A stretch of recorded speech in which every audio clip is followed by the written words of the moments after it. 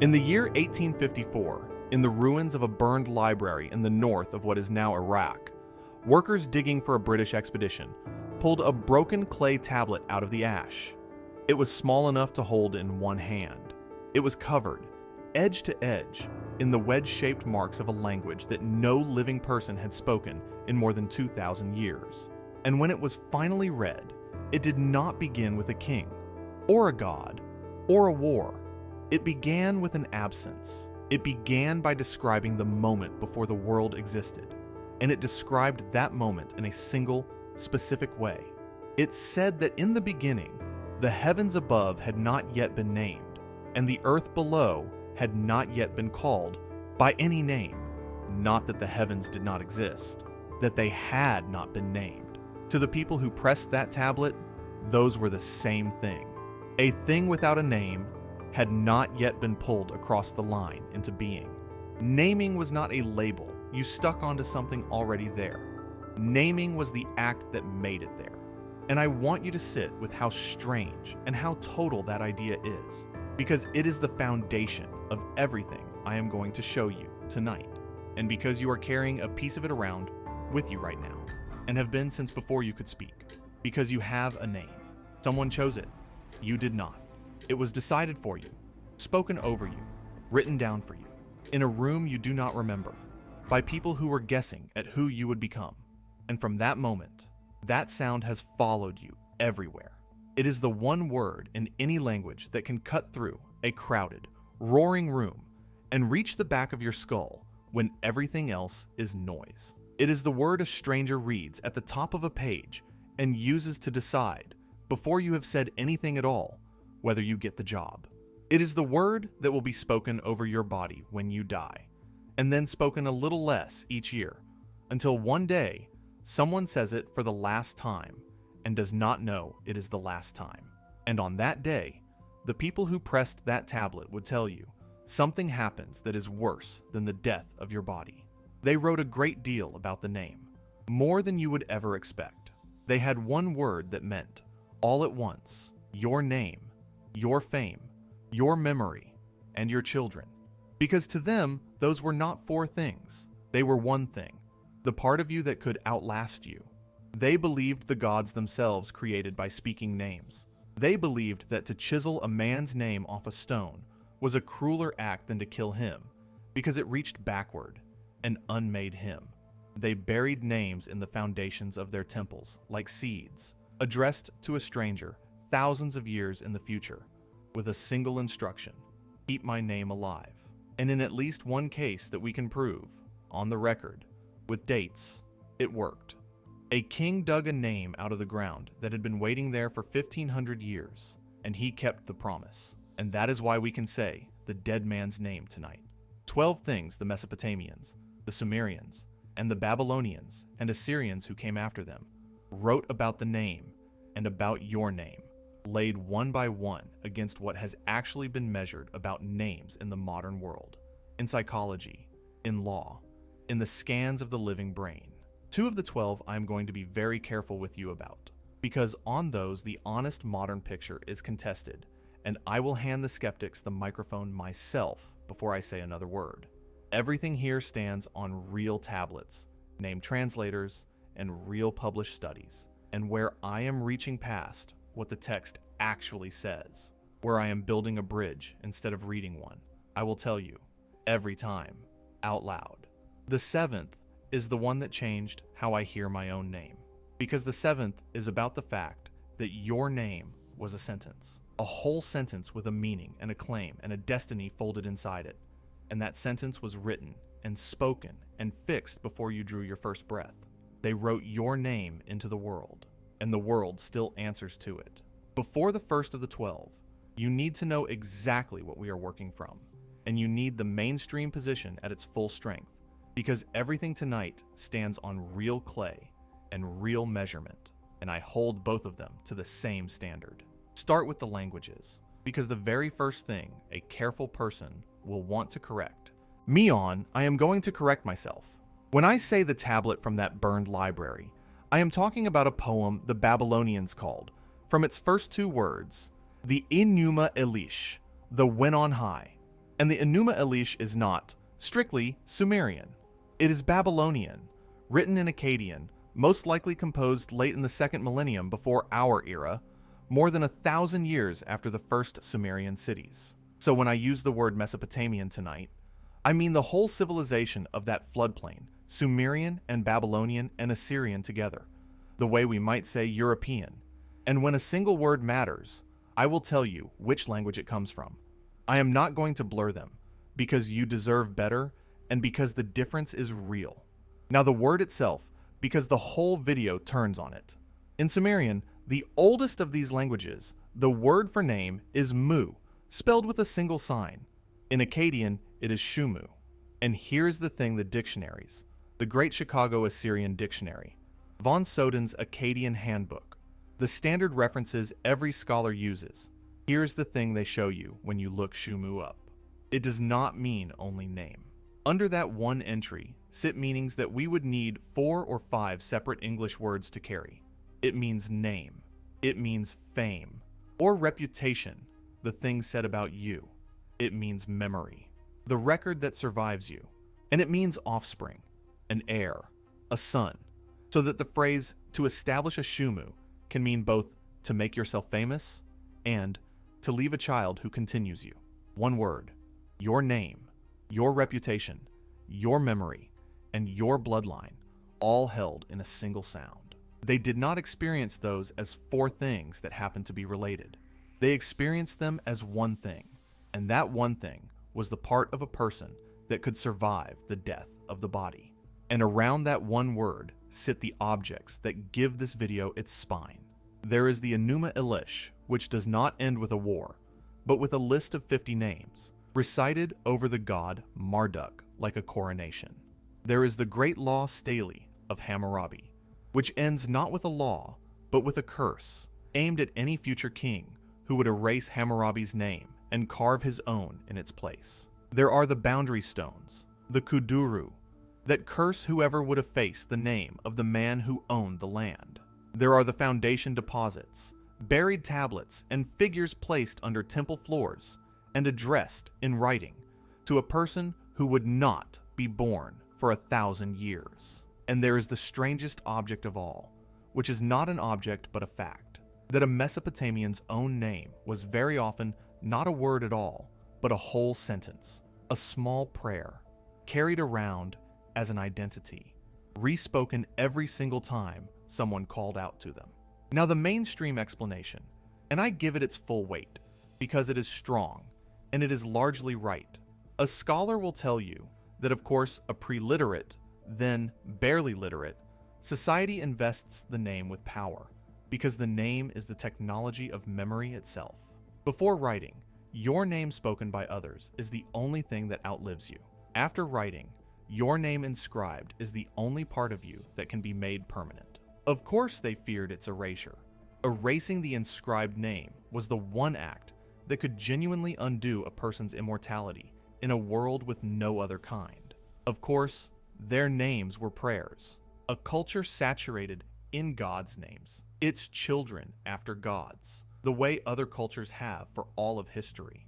And of course, the creation story opens with naming, because naming is how humans impose order on chaos. And a creation story is a story about order coming out of chaos. Every piece of it, the scholar says, is the ordinary human relationship to language and memory and death, written large in mud.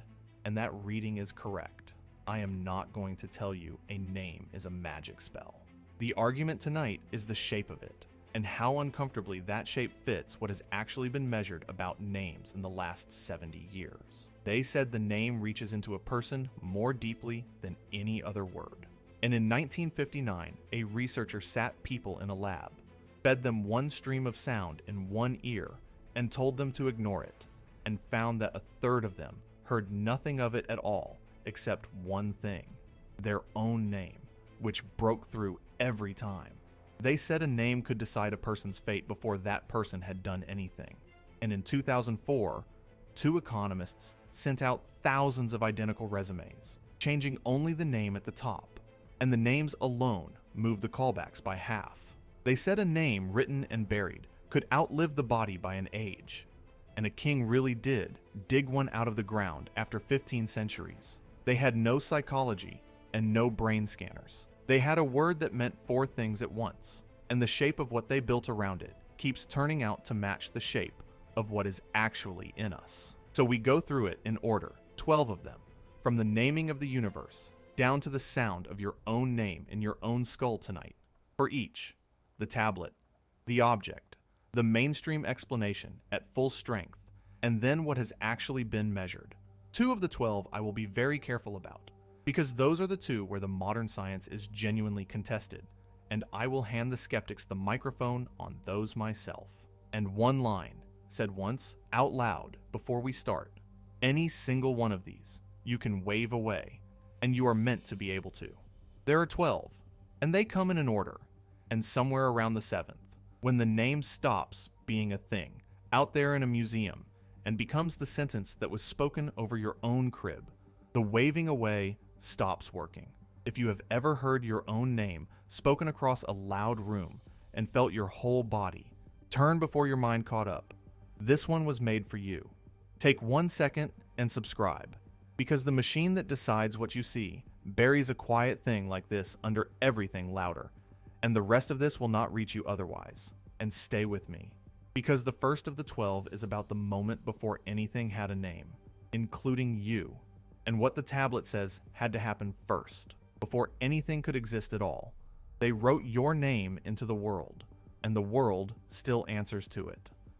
They named the heaven above, and it was not yet heaven.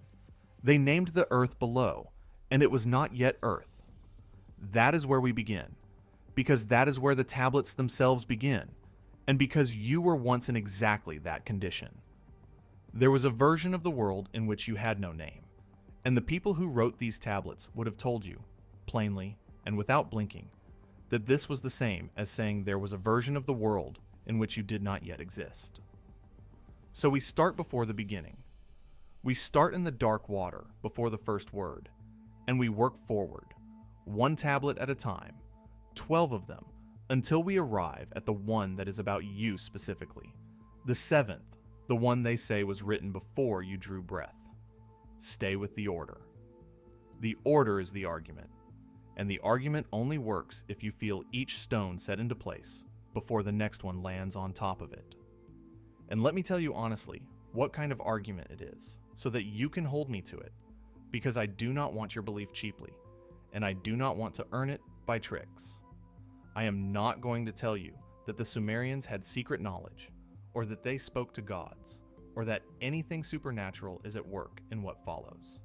Not once, across all 12. What I am going to do is something narrower, and I think stranger and harder to shake off. I am going to show you, tablet by tablet, that the shape of what these people wrote about the name matches the shape of what modern researchers have since measured about the name, in laboratories, with instruments, in peer-reviewed journals, by people who had never heard of a foundation deposit or a quispú and were not trying to confirm anything ancient. When a people who lived 4,000 years before brain scanners built their entire civilization around a claim, and then brain scanners are invented, and the claim turns out to have a measurable signature in the tissue of the skull that is not proof of magic. But it is not nothing either. It is a match of shapes, ancient intuition, and modern measurement pointing at the same hidden object from opposite ends of history. And a match of shapes is worth stopping for, worth 3 hours of your life, worth following all the way to the 7th and past it. That is the whole method. No magic, just the shapes, laid side by side, and your own judgment about whether 12 of them lining up is still a coincidence. Open the composition the Babylonians called, by its first 2 words, Enuma Elish, which you may hear pronounced Enuma H-lish, and which is only a title of convenience, the way we might call a book by its first line. In the standard scholarly edition, the one prepared by W.G. Lambert and published in 2013 after a lifetime of work on the text, and in the widely read translation by Benjamin Foster, the poem opens on a condition of absence. When on high the heaven had not been named, when below, the earth had not been called by a name. That is the first thing the poem tells you about the universe before creation. Not that it was empty, not that it was dark, though it was. The very first fact offered about the pre-world is a fact about names, and specifically, the absence of them. The heaven above had not been named. The earth below had not been called by a name. Only the primeval waters existed. Apsu, the fresh water, and Tiamat, the salt, mingling their waters together, and everything else. Everything that would later be a thing was not yet a thing, and the way the poem tells you it was not yet a thing is by telling you it did not yet have a name. And before I go one step further, let me make a promise to you that I intend to keep for all 12 of these, because without it, none of this is worth your time. I am going to give the careful, sober, mainstream reading of every single tablet its full weight before I lay a finger on it. I am not going to hide the cautious version from you, or slip past it quickly, or wave at it and move on. And every time I reach past what a text actually says into what I think it means, I am going to stop and tell you out loud that I am reaching. You will always know which parts are the tablet and which parts are me. That is the deal. Now let me keep it. Here is the sober reading of this opening, and it deserves respect.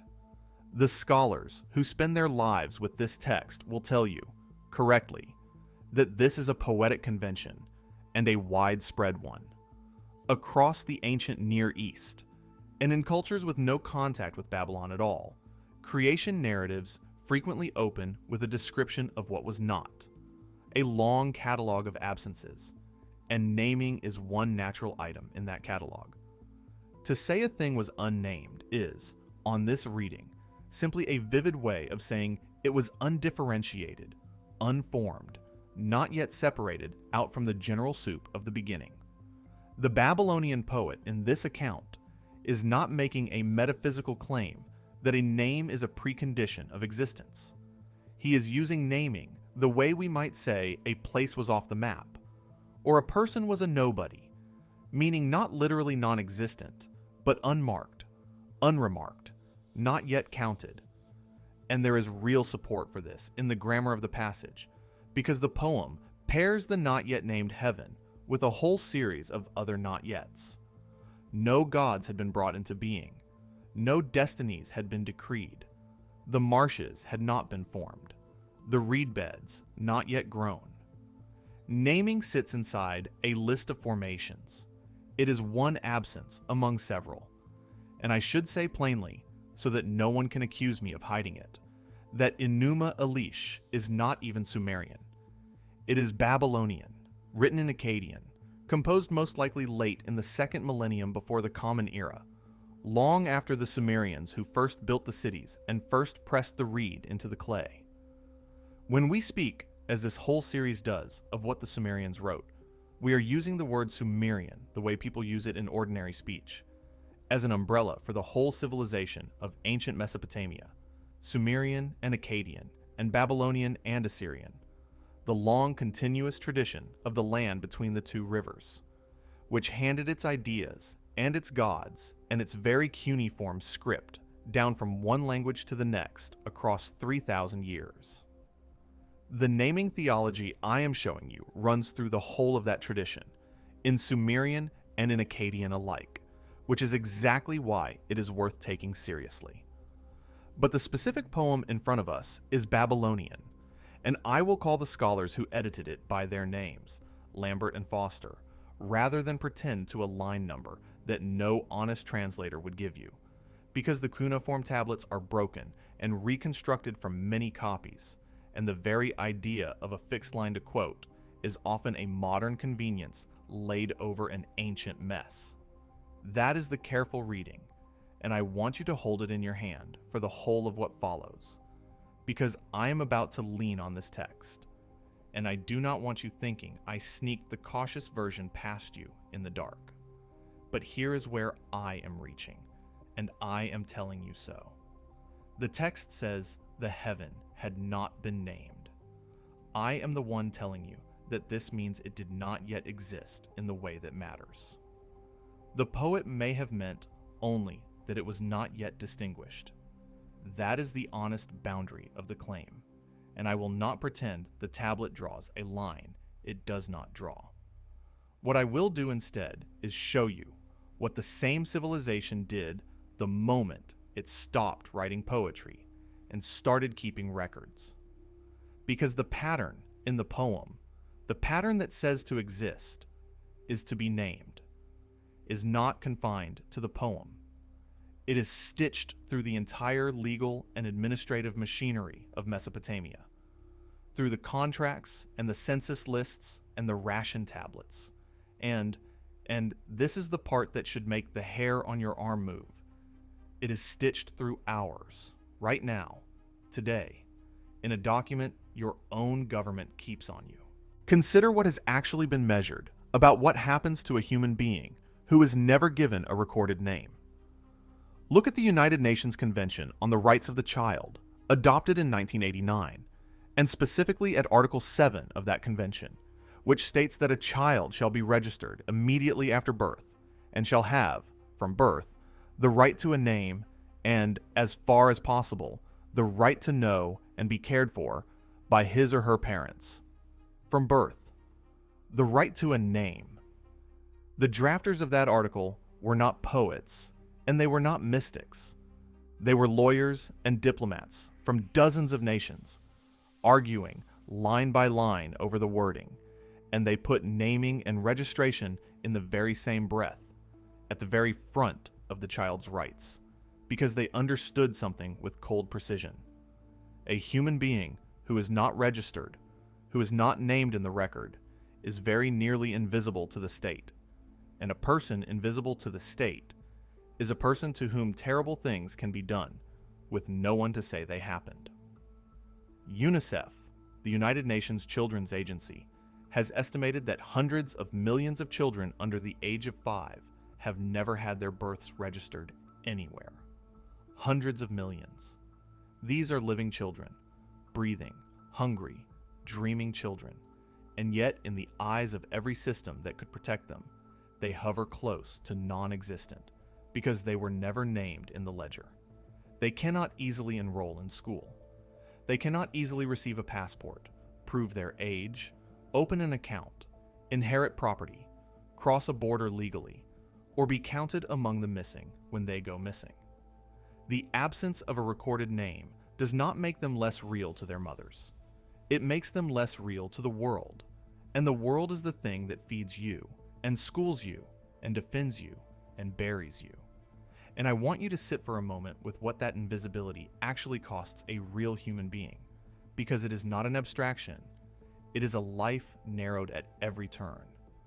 A person with no registered name cannot easily prove that they are old enough to marry, which means they cannot easily prove that they are too young to be married off. They cannot prove their age to escape child labor, or to claim the protections a state gives to its children, or to inherit the small plot of land their parents worked. When disaster comes, the flood, or the war, or the epidemic, they are the ones no relief list contains, because you cannot put on a list a person who was never written down anywhere. When they are trafficked, there is no record that they existed to go missing. When they die, there may be no record that they ever lived. Scholars and aid workers who study statelessness describe these people, in a phrase that would have been perfectly intelligible to a Babylonian scribe, as legally non-existent, as ghosts within the very countries where they were born and where they will die. The Enuma Elish said the unnamed thing had not yet come into being. The modern human rights lawyer says the unregistered child is not yet secured in being.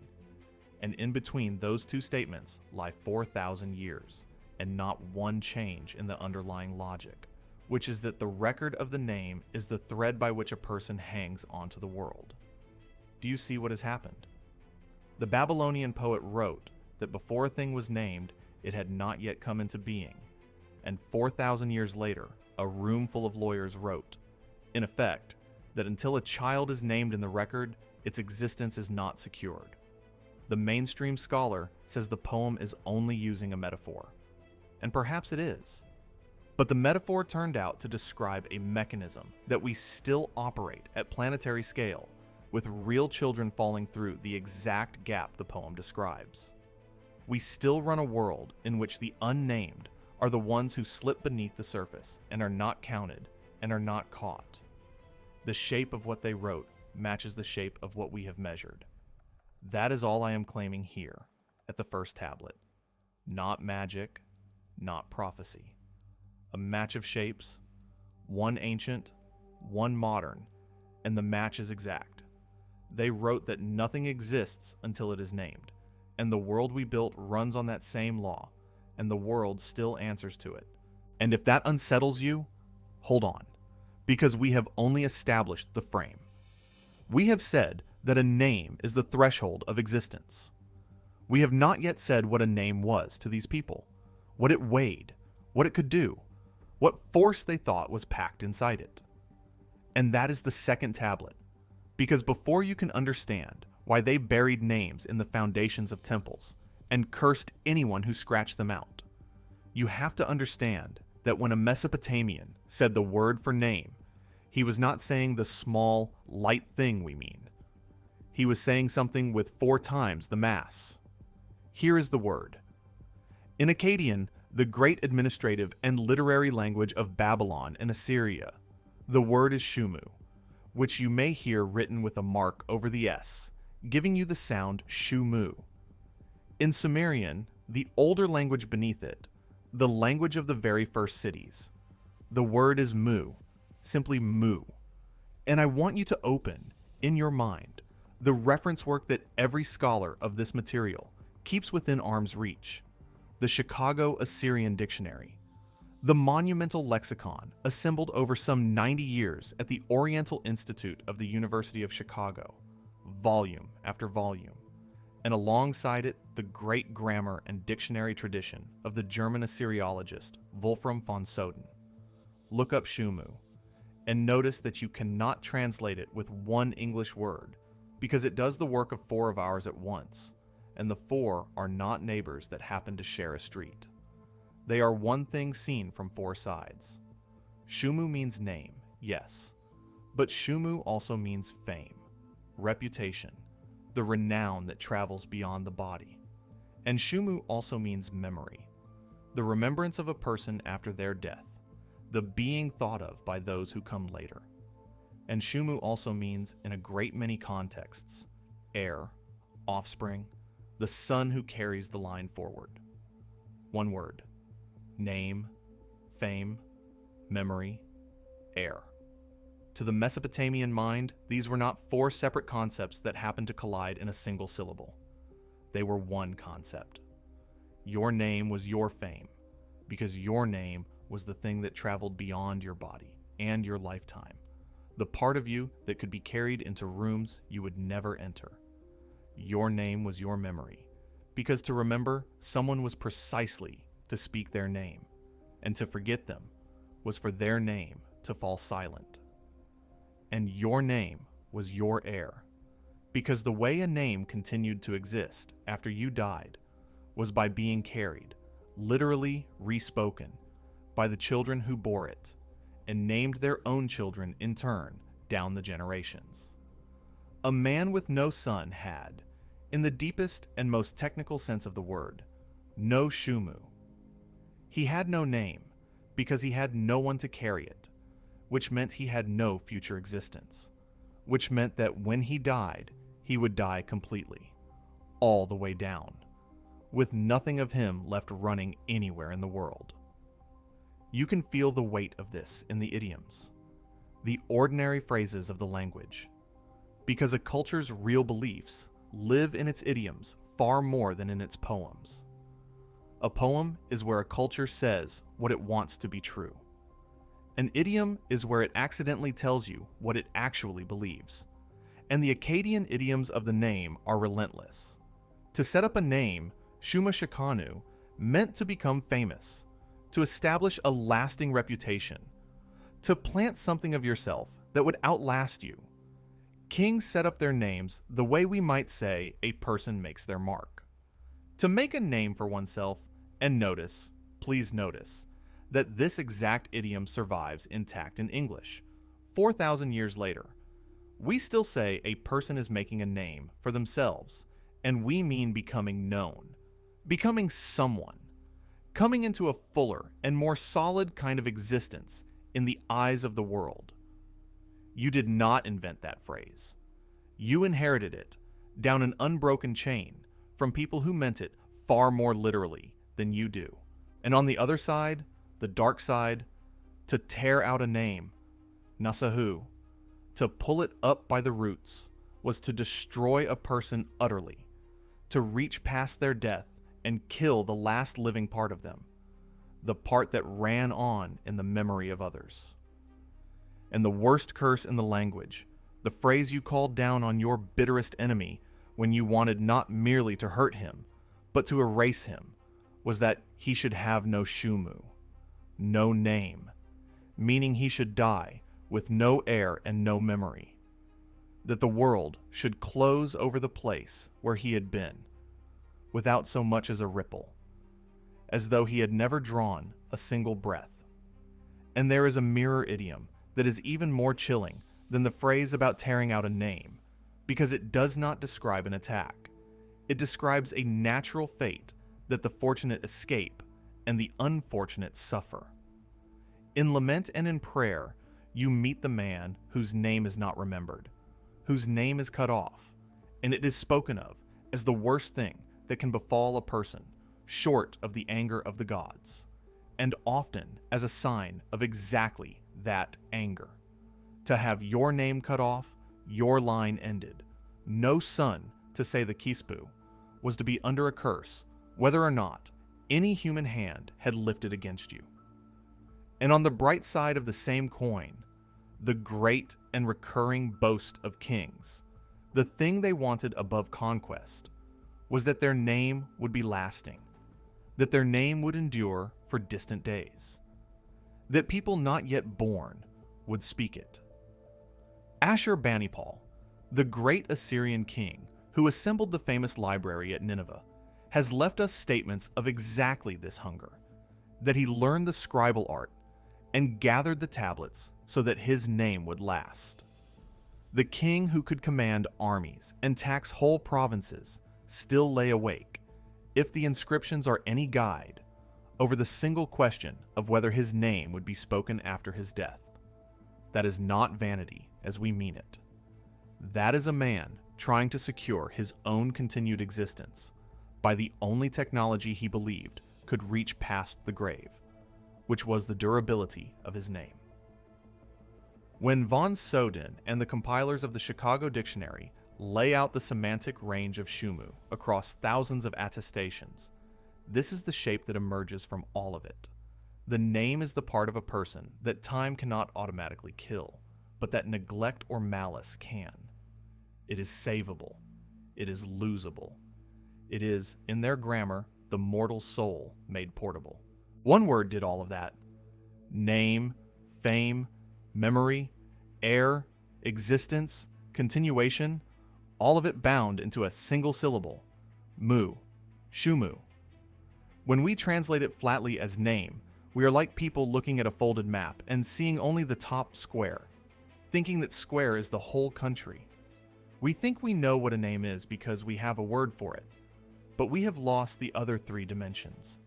And you should feel how deep this cuts against your own instincts, because you almost certainly think of your name as separable from you, as a coat you happen to wear, a tag someone could swap out without touching the real you underneath.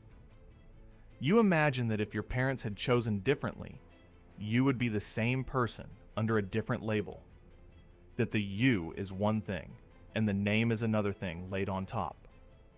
The Mesopotamian would have found that idea not merely wrong, but nearly unthinkable. A confusion of categories, because for him, the name was not laid on top of the person like a coat. It was one of the person's vital organs, as much a part of the living whole as the breath or the blood or the shadow. And like the shadow, it could be present or absent, whole or wounded, and its wounding was the person's wounding. To be without a name was not to be an unlabeled self. It was to be an incomplete self, a self missing a part it needed in order to be fully real and fully continued. When you say the phrase, making a name for yourself, and mean it lightly, you are speaking the surviving fragment of a worldview in which the name was quite literally a thing you had to make, and grow, and defend, and pass on, the way you would tend any living and mortal part of yourself. To them, your name was not a label stuck onto a person who would exist just as well without it. Your name was a force. It was the part of you that could travel, could last, could be attacked, could be defended, could be fed, could survive your death, or fail to. And once you understand that, once you feel the true weight of the word in your hand, everything else in this list stops sounding like superstition and starts sounding like engineering. They were not decorating their lives with names. They were building machines out of them. They wrote your name into the world with a single word that meant name and fame and memory and air all at once, and the world still answers to it in your own tongue every time you say a person is making a name for themselves. Which brings us to the gods, and to the third tablet, and to the strangest structural fact about the great creation poem, a fact so odd that once you see it, you cannot unsee it, and it will change how you read the whole thing. Because if you were told that the central epic of Babylonian civilization was a story of cosmic war, a young storm god rising against an ancient sea dragon, splitting her vast body to make the sky and the earth from the two halves, you would expect that poem to climax with the battle. You would expect the last words, the crescendo, the thing everything builds toward, to be the moment of victory, the killing blow, the raising of the heavens out of the corpse of chaos. And it is not. Read the poem to its end, in Lambert's edition or Foster's translation, and you will find that after Marduk defeats Tiamat, after he builds the world from her body and sets the stars in their stations and establishes the calendar and founds the city of Babylon and builds the great temple, the poem does not end. It keeps going, and what it spends its final long stretch on, its great sustained climax, tablet after tablet, is a list of names. 50 names. The assembled gods proclaim, one after another, the 50 names of Marduk, and each name is not merely listed, but explained, unpacked, its meaning drawn out, its powers enumerated, its significance expounded. The epic ends not with a battle, but with a recitation of names. That is the true shape of the thing. The war is the middle. The naming is the end. To the people who wrote it and copied it and recited it for 1,000 years, the naming was the greater climax, the part worth saving for last. And earlier in the poem, before the war, there is a test, and the test is the purest single statement in all their literature of what these people believed a name and a word could do. The younger gods, frightened, uncertain that Marduk is strong enough to face the dragon of the sea, demand proof of his power before they will hand him supreme authority. And the proof they ask for is not a feat of strength. It is not lifting a weight or breaking a wall. It is this. They set a constellation, a garment, a thing, before him in their midst, and they ask him to make it vanish, and then to make it whole again by his word alone. And Marduk speaks, and the thing is destroyed, gone, unmade. He speaks again, and it returns, restored, exactly as it was. He commanded, and by the word of his mouth the constellation was annihilated. And he commanded again, and it came back into being, and the gods rejoiced and cried out that Marduk was king. That is the demonstration of divine sovereignty in the founding poem of the civilization. Not lifting a mountain, speaking a thing out of existence and back into it. To create in this theology is to command by word, and the deepest word act of all is naming, which is why the epic must end with the 50 names. Even the deflationary scholar has to grant the premise, because the whole plot turns on it. Now, the sober reading, and it is a good one and deserves your full attention. A scholar will tell you that the 50 names are, in large part, a theological absorption project, a piece of religious politics dressed as cosmology. Marduk, the city god of Babylon, rose to supremacy in the Mesopotamian pantheon relatively late, later than the truly ancient gods, and one of the standard ways a rising god swallows the powers and prestige of older established deities is by taking on their names and their functions, so that a hymn enumerating 50 names is partly a great act of annexation, Marduk becoming everything by being called everything, absorbing the identity of each older god by absorbing that god's name. That is true, and it is genuinely important to understanding the text as a historical document of a particular moment in Babylon's rise. But hold still and notice what even this sober, political, deflationary reading quietly rests upon. It rests entirely on the assumption that to give Marduk a god's name is to give Marduk that god's power and reality and domain. The very mechanism the scholars invoke to explain away the list is the mechanism the list is about. Names carry the thing. Take the name, and you take the power. Even the debunking explanation runs on name magic. There is no reading of this text, mystical or historical, that does not assume the name is the handle by which the power is grasped. And notice the structure of that final recitation once more, because the number itself is telling. 50 names, not one grand name, not a single supreme title, but 50. An accumulation, a piling up, as if the poet believed that the way you build a supreme god is by gathering names onto him, the way you might gather stones onto a cairn, each one adding to the mass, each one adding a domain, a power, an aspect, until the sheer weight of the collected names is itself the proof of supremacy. The Sumerian and Babylonian mind did not think of a god as a single point behind many labels. It thought of the labels as the substance, the names as the very stuff the god was made of, so that to know all 50 names was in a real sense to possess the whole god, to hold him complete. This is why the reciting of the names was worth 2 tablets of poetry at the climax of the epic. It was not a footnote or an appendix. It was the coronation itself, performed in the only medium that could actually crown a god, which was the medium of the name. And when you carry that back to yourself, to the single name you were given, rather than the 50 a god accumulates, you begin to feel the asymmetry they lived with. A god was made of many names, and so could not easily be erased. A mortal had one, and so a mortal's whole existence hung on a single thread, one name, which is exactly why they guarded that one thread so ferociously in the foundation deposit and the curse and the kispu. You have one name. The god had 50. Guard the one. And here is where it stops being only about their gods and starts being about the inside of your own skull.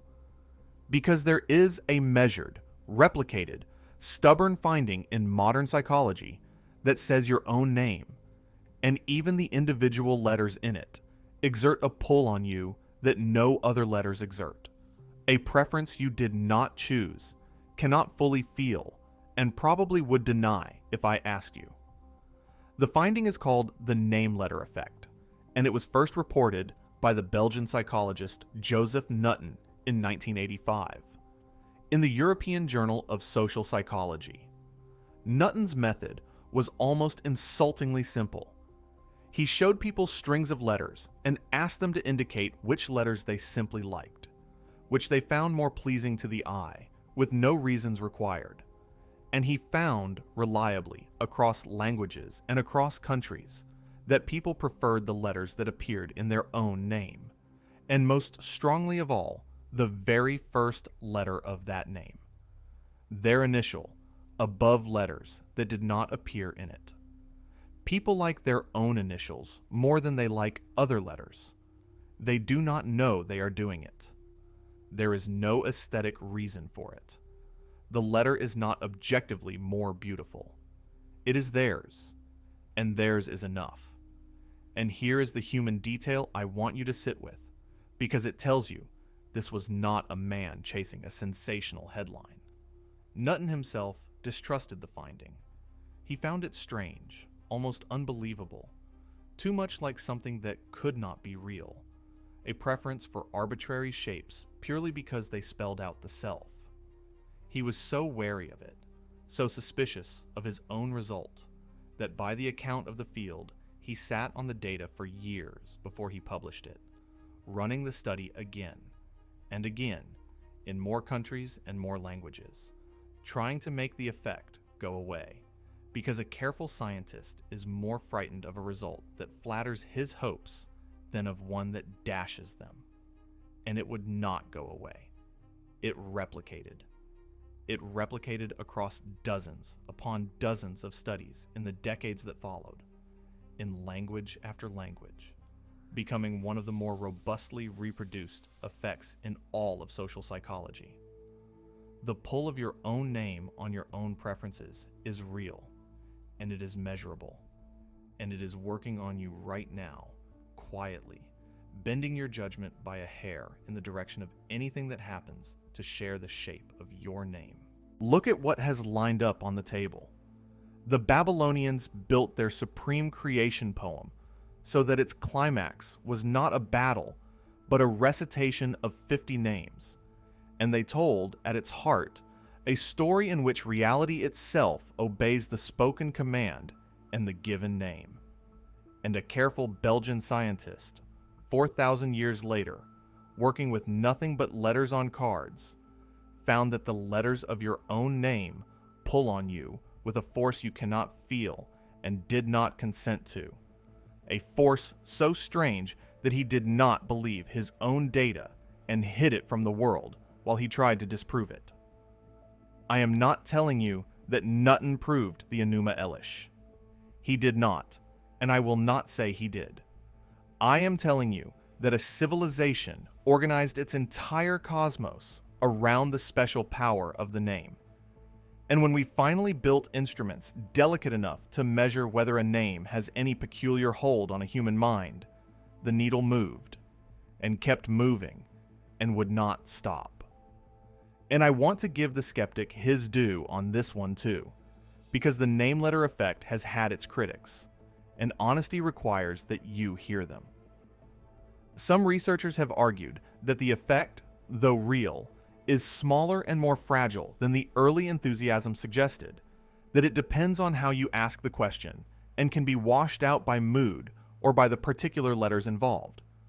There have been careful methodological debates about how best to measure a preference so quiet that the person holding it cannot feel it. But notice what survives all of that argument. Even the critics do not claim the effect is zero. The debate is about how large it is and under what conditions it shows itself, not about whether your own initials tug on you at all. Across many labs and many languages, the basic finding has kept coming back. Shown a field of letters and asked, with no reasons required, which please you, people reach, a little more often than chance can explain, toward the letters that spell out themselves. That is a strange and humbling fact about the human animal, and it was not predicted by any theory of beauty or of language. It was found because someone looked. And the civilization that would have found it least surprising is the one that ended its creation epic not with the death of the dragon, but with the recitation of 50 names. Because that civilization already believed, in its bones and in its grammar, that a name is not a neutral tag laid over an indifferent world, but a live thing that a mind leans toward and reaches for. The shape they wrote matches the shape we measured.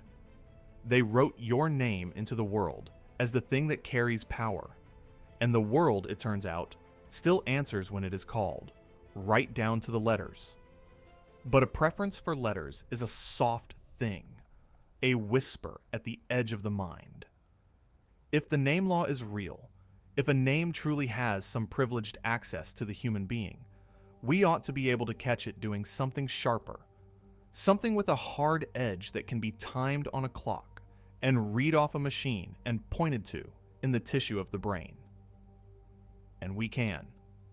That is the fourth tablet, and for this one I am going to set the ancient text to one side for a moment, deliberately, because I want you to feel the modern measurement first, in its full and startling force, and only then will I show you that the ancients had already named the very thing we are now measuring. You are at a party, a crowded room, many conversations at once, a wall of overlapping sound. You are locked into one conversation, attending to one voice, one face, and the rest of the room has collapsed into meaningless babble, present but unparsed, sound without sense, a texture rather than a message. You could not tell me what the people behind you are saying. You are not even hearing it, not really. And then, from somewhere across that room, in a conversation you were not listening to and could not have repeated a single word of, someone says your name, and your head turns. Before you decide to turn it, before you know why you are turning it, your attention has already been seized and dragged bodily across the room to the sound of your own name, spoken in a voice you were successfully and completely ignoring 1/2 second earlier. Everyone alive has felt this. It is so universal that it has a name of its own in the science of attention. It is called the cocktail party effect. And it has been measured precisely under controlled conditions in the laboratory. The foundational experiment was performed by the British scientist Neville Moray and published in 1959. Moray used a technique called dichotic listening. He played one spoken message into a subject's right ear through headphones and a completely different message into the left ear at the same time. And he instructed the subject to attend to just one ear and to shadow it, to repeat back out loud, continuously, every word heard in that one ear. Shadowing is demanding. It fully occupies the attention, leaving nothing spare.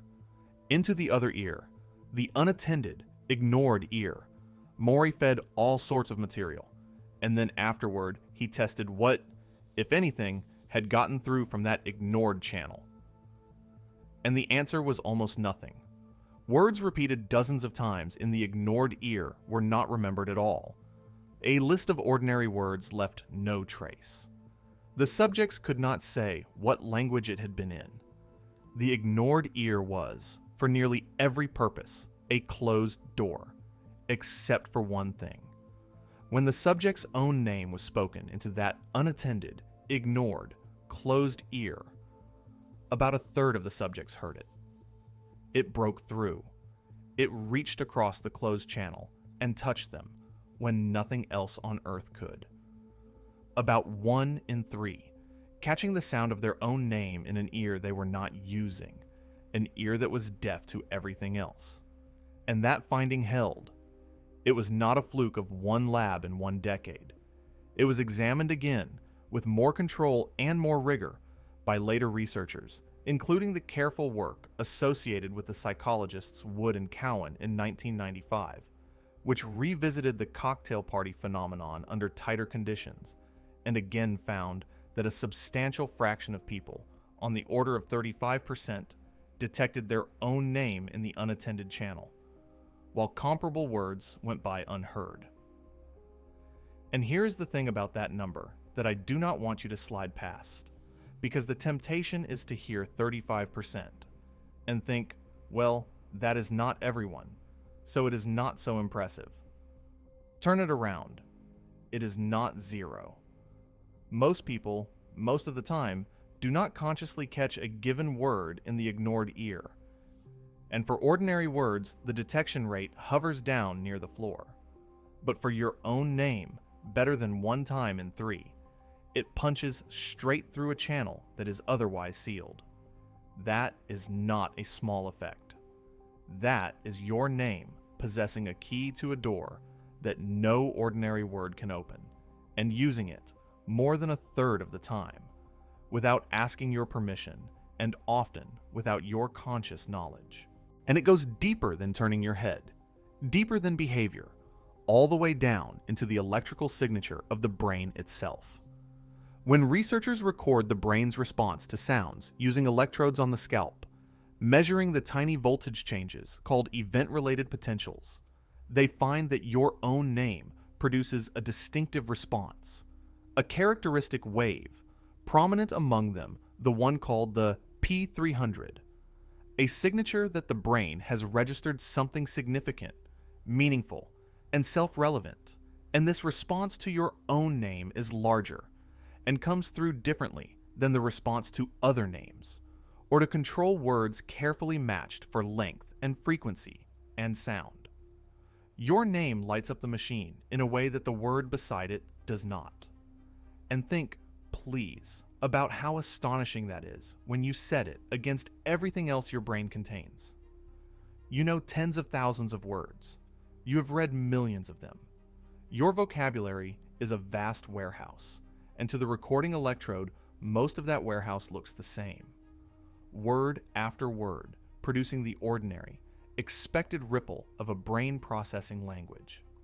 And then, into that uniform sea, comes one particular arrangement of sounds, your name, and the needle jumps. Not because the name is longer, or rarer, or more surprising in any way the physics of sound could detect, because the researchers controlled for all of that, matching the foils for length and frequency and shape. The needle jumps because that one word is not filed with the other words at all. It is filed with you. Somewhere in the deep architecture of your brain, the vast general system that handles language has an exception carved into it, a special case, a single word that is routed differently from every other word you know, straight to the machinery of the self. You did not carve that exception. It was carved into you, early, by the endless repetition of that one sound over your cradle, until the sound and the self grew together and could not be pulled apart. And the people who wrote the tablets, who had no electrodes and no notion of a P300 wave, nonetheless built their whole practice of the name on the assumption that this exact exception existed, that the name was not one word among many, but the word that was the person, wired to the self in a way no other word could be. And brain imaging studies show that hearing your own name activates not merely the ordinary hearing regions, but the self-referential network, the set of midline brain structures, including the medial prefrontal cortex, the very same machinery that fires up when you think about who you are, when you reflect on yourself, when you consider your own traits and history. Your name is processed as self. It is filed with your identity, not with the dictionary. Let me say that as plainly and as slowly as I can, because it is the whole of the fourth tablet. Your name has a measurable signature in your brain that other words do not have. It is physically wired to the part of you that knows it is you. Now, bring the tablet back, because we set it aside, and it is time to see what it says. What have we just described in the language of the laboratory? We have described a law that the human mind is built at the level of attention and the level of electrical response, to obey its own name, to be seized by it across a wall of noise, to route it inward to the self, to give it a privileged, measurable physical path that no other word is granted. And that is precisely, exactly, the law that the Mesopotamians organized their entire civilization around. They did not have electrodes. They did not have dichotic listening booths or scalp recordings or brain scanners. But they wrote, in their idioms and their myths and their laws and their curses, that the name has a special and unbreakable hold on the person who bears it. that to speak someone's name is to reach them in a way that nothing else can reach them, that the name is bound to the self so tightly that to destroy the name is to destroy the person. They asserted the name law from the inside, from lived experience 4,000 years ago. We measured it from the outside, with instruments, in the last century. They said the name reaches you when nothing else can. And Neville Moray sat a man down in a chair and proved that a man's own name reaches him through an ear he has closed to the entire rest of the world. And there is a further wrinkle to this finding, discovered in the decades since Moray, that pushes it deeper still, and that I would be cheating you to leave out. Researchers have found that the power of your own name to break through the unattended channel is not the same for everyone, and that the difference tracks something meaningful about the architecture of attention. People with a greater capacity to hold their focus, to keep irrelevant things out of mind, are, somewhat paradoxically, less likely to be captured by their own name in the ignored ear, precisely because their mental filter is stronger and seals the channel more tightly. Those whose filter is more porous are the ones whose heads snap around, which tells you that the name is not simply louder than other words in some acoustic sense. It is that the name has a special standing relationship with the part of you that decides what is worth interrupting yourself for, and that relationship can be more or less easily triggered depending on how the individual mind is built. The name is not shouting.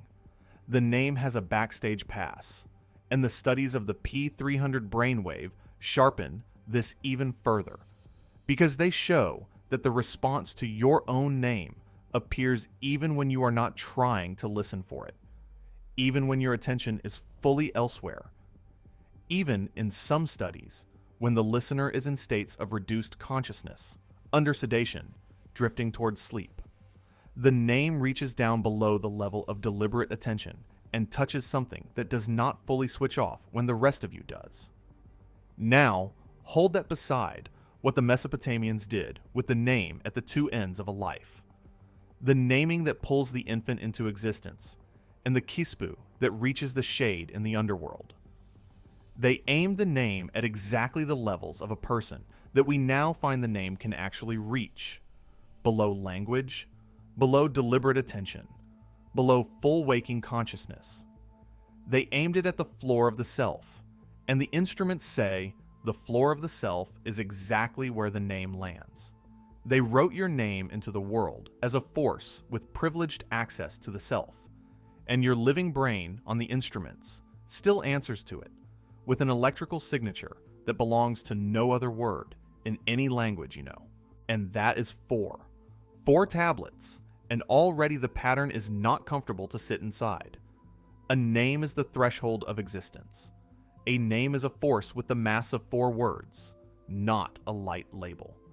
The gods create by naming, and your own preferences bend toward your name without your knowledge or consent. And your living brain carries a measurable, name-shaped fingerprint that no other word can make. Any one of these, on its own, you could set down and walk away from and forget by supper. A poetic convention here, a modest effect size there. Keep them stacked. Do not set them down. We are going to the 5th, and the 5th is where the tenderness ends and the violence begins. Because if the name is this powerful, if it is this deeply the person, then to destroy a name must be the most violent thing one human being can do to another. And the Mesopotamians knew it, and they wrote the punishment for it in stone that you can still stand in front of. Go and stand, in your mind, in front of the stele of Hammurabi. It is a pillar of hard black basalt, more than 7 feet tall, carved around the year 1750 before the Common Era, and it is one of the most famous objects to survive from the entire ancient world. Down its front, in dense and beautiful cuneiform, runs the great law collection of King Hammurabi of Babylon. Hundreds of legal provisions, case after case. If a man does this, then that shall be done to him. Most people know the stele for the laws, for the principle of an eye for an eye, which is carved on this very stone. But read past the laws, to the very end, into what scholars call the epilogue. In the authoritative translation by the Assyriologist Martha Roth, whose edition of the Mesopotamian law collections is the standard scholarly text used in universities today. And you will find that the king, having laid down his hundreds of laws, turns and stops speaking to his own subjects and starts speaking to the future. He speaks directly to the kings who will come after him, across the centuries he cannot see. And he blesses, at length, the future king, who will respect this stele and preserve his name upon it. And then he curses, at far greater length, and with a terrible, specific, mounting fury, the future king who will not. And what is the crime that draws down the very worst of the curses? It is not military defeat. It is not the breaking of a single one of the laws above. It is not tyranny or impiety in general. It is this, named exactly. The man who erases the king's inscribed name and writes his own name there in its place. Whoever should efface the name of Hammurabi from this stone and inscribe his own name instead. Against that man and against that precise act, Hammurabi calls down, one after another, the anger of the great gods of the land, by name, each god assigned a particular ruin, that the god of storms shatter his rule and deprive his land of water, that the goddess of war break his weapons, that the gods overturn his throne, uproot his people, cut off his line, and, at the summit of the curse, blot out his name and his memory from the land, so that there is no trace of him left. Read that structure again. The punishment for erasing a name is to have your own name erased by the gods forever, along with everything the word Shumu contains. Your memory, your heir, your continuation. He answers name destruction with name destruction, because to Hammurabi there was no greater harm he could threaten, no deeper hell than to be unnamed. And notice, this is the detail that reveals the mind behind the stone, what the king anticipated as the chief danger to his monument. Not that it would be smashed to gravel, not that it would be toppled, or buried, or burned. He devotes his fiercest curse to the specific scenario of a future ruler scraping his name off and carving his own name into the cleared space, leaving the monument standing, but stealing its identity. He knew that a conqueror's instinct, a usurper's instinct, would be to reach for the name, because the name was the thing that carried the ownership, the authorship, the very existence of the monument's maker. Smash the stone, and you have a broken stone that everyone knows was Hammurabi's. Scrape off the name and write your own, and you have stolen the man himself, transferred his work and his glory into your mouth. The king understood that his enemies would come for his name, and so he spent his last words defending it. And this was not one anxious king's private eccentricity. It runs, this exact obsession, through the whole material culture of Mesopotamia, across centuries and dynasties. Look at the Kuduru, the Babylonian boundary stones, Kudu-Ru, carved stones set up to record royal grants of land, sculpted with the symbols of the gods and placed formally under those gods' protection. The Kuduru characteristically carried curses of their own, and the curses were aimed, again and again, at anyone who would move the stone, or destroy it, or, and here it is once more, deface the name of the owner recorded upon it, or erase that name, or replace it with another name.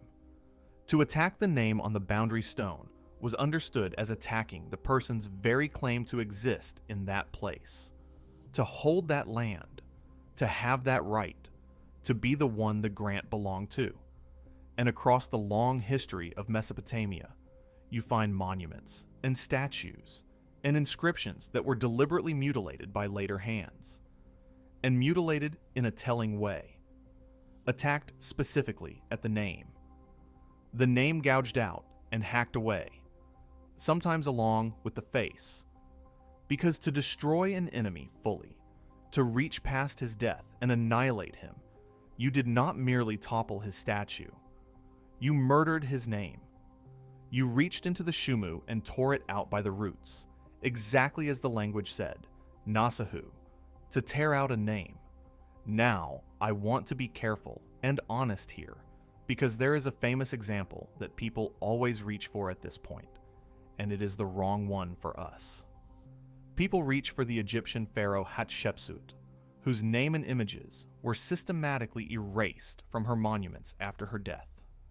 It is a real, dramatic, well-known case, and you have probably heard it.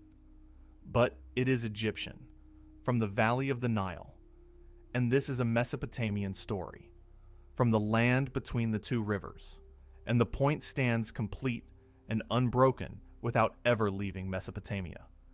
So I will keep us here, on the black basalt of Babylon and the boundary stones of the floodplain, where Hammurabi himself curses the name eraser in his own words, and the Kuduru damns the one who scratches out the owner. We do not need to borrow a single thing from Egypt. The land between the rivers said it plainly enough, and often enough, in its own stone and its own tongue. So the ancients believed and built their monuments on the belief that to erase a name from the record was a form of murder, a way of killing a person by removing them from the account of who exists and who is owed what and who holds what. And now, let me show you the modern experiment that proves with hard numbers that a name can still be erased from the account of who exists, with real consequences for a real person, in a world that flatters itself that it left all of this behind in the mud of Babylon. In 2004, the economists Marianne Bertrand and Sendil Mullainathan published a study in the American Economic Review, one of the most cited papers in the whole field of labor economics. And the design was brutally, elegantly simple. They created fictitious resumes, job applications, thousands of them, and they sent them out in response to real job advertisements in real American cities. And on each carefully matched pair of resumes with the same qualifications, the same years of experience, the same education, the same skills, the same everything, they changed exactly one thing: the name at the top of the page. Some resumes carried names that, in the American context, read as stereotypically white. Others carried names that read as stereotypically African American. Nothing else differed. On paper, the same person, only the name was different. And the resumes with white-sounding names received about 50% more callbacks. 50%. The same qualifications, the same experience, the same words in the same order, and the change of a name, only the name, moved the rate at which employers said, "Yes, we would like to speak to this person," by half. Put it in the terms of the tablet. The applicants with the wrong name, for the purposes of that stack of resumes on that desk, were being erased. Not smashed, not cursed aloud, but quietly, silently, efficiently effaced, scratched off the list of people who exist as far as that job was concerned, on the basis of the name alone, before a single word of the actual living human being behind the paper had been heard, before anyone had learned one true thing about them. The name at the top of the page decided who got to exist in the eyes of the employer and who did not. The name was read and judged, and the person was erased or admitted, and the person never knew. Do you feel the two stones lining up across 4,000 years? Hammurabi carves a mounting curse against the man who erases a name, because he understands in his bones that to control the name is to control who exists and who does not. And in 2004, two economists prove, at scale, with thousands of applications, that in our own supposedly enlightened world, a name at the top of a page is still quietly deciding whose existence gets acknowledged, and whose gets scraped off the pile unread. And before we leave the fifth tablet, I want to give you the fair, sober reading of the resume study too, because a careful person will raise an objection, and the objection deserves an answer. Someone will say, that study is about prejudice, about bias against certain groups. It is not really about the mystical power of names. You are dressing up an ordinary and ugly social fact in ancient robes. And that person is partly right, and I will not pretend otherwise. The 50% gap Bertrand and Mullainathan measured is, at its root, a measurement of discrimination, and the name is functioning there as a signal of group membership, a proxy that the reader uses, consciously or not, to sort people. That is true. But look one layer down at the mechanism, because the mechanism is the whole point. What is the thing that carries the signal? What is the object on the page that triggers the entire cascade of assumption and judgment and acceptance or erasure? It is the name, not the person who is absent, not the qualifications, which were held identical. The name, and the name alone, is the handle by which the reader grasps a whole imagined human being and decides whether that being gets to cross the threshold into consideration or is quietly effaced from the pile. The ancient scribe would not have found this mysterious in the least. He would have said, of course the name carries the person into the room and is judged in the person's absence. That is what a name is for. That is what a sealed and named tablet does. What is new in the modern world is not the mechanism. It is only our surprise at discovering that the mechanism is still running. That in an age of reason and resumes and equal opportunity law, the name at the top of the page is still doing exactly the work of existence, granting and existence denying that Hammurabi cursed men for tampering with. We thought we had left the power of the name behind in the temple. We had only moved it to the Human Resources Department. They wrote in basalt that the erasing of a name is the gravest of crimes, and we still commit that crime, on paper, at scale, every day, in the ordinary sorting of resumes, and the world still answers to the name before it ever answers to the person, and it refuses to answer at all when the wrong name is called. That is 5. And here's the 6th. And I have been waiting to tell you about the 6th, because it is, to my mind, the single most beautiful thing in this entire list. A story so precise and so improbable that when I first understood it, I had to stop and put down what I was reading and sit with it. It is about what these people did to defeat time itself, and it is not a myth or a poem or a curse. It is an archaeological fact. It is a thing found in the ground, and a record of the day it was found. The Mesopotamians had a practice called the foundation deposit.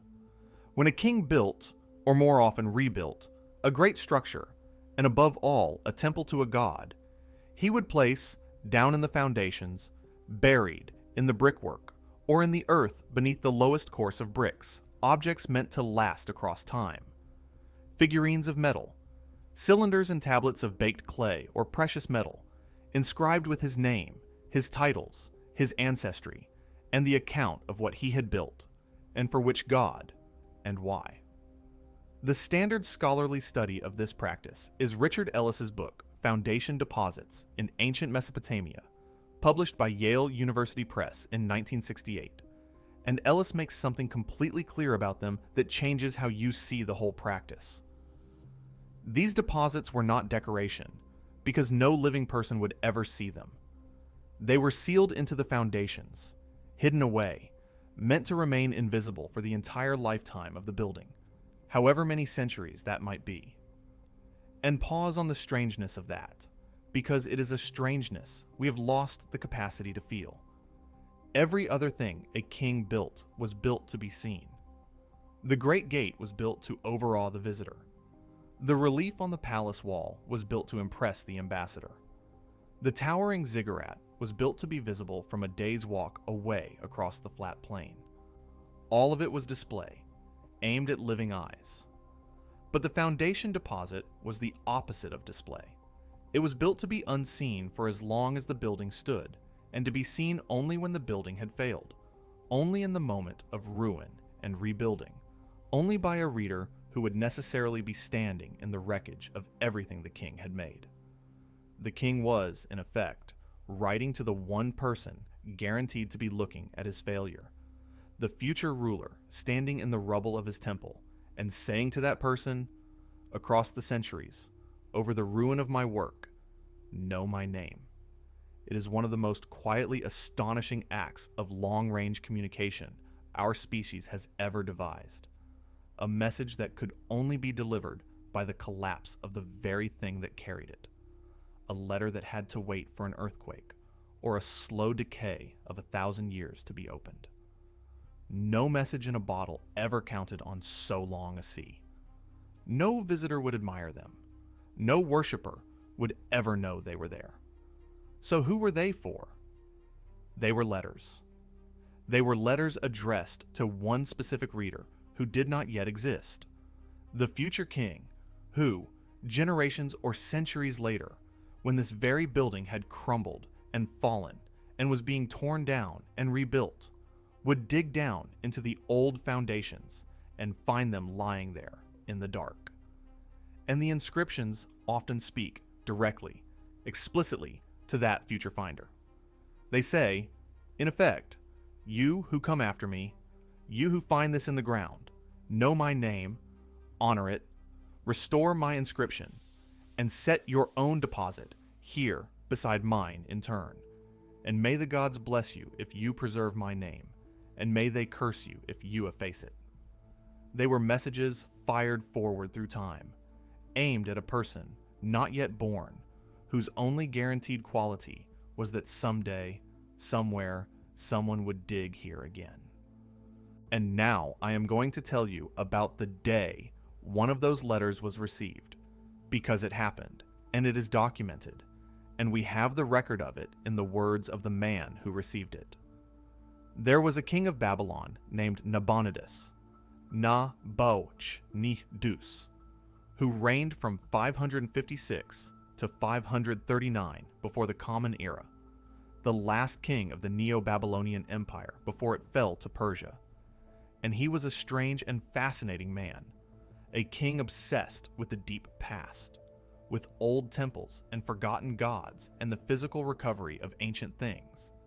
A king who dug into the foundations of ruined shrines, not to loot them, but to read them, and who, in a real and defensible sense, was the world's first archaeologist. And Nabonidus undertook to rebuild the Ababur, the great and ancient temple of the sun, god Shamash, at the city of Separ. And in the course of that rebuilding, digging down through the layers of foundation beneath the ruined temple, his workers struck something. They found the original foundation deposit, still intact, of a king who had built there long, unimaginably long before. And that king was Naram-Sin, Ne-Ram-Sin, Naram-Sin of Akkad, the grandson of Sargon the Great, one of the founding god emperors of Mesopotamian civilization, a figure who was already impossibly ancient legend by the time of Nabonidus.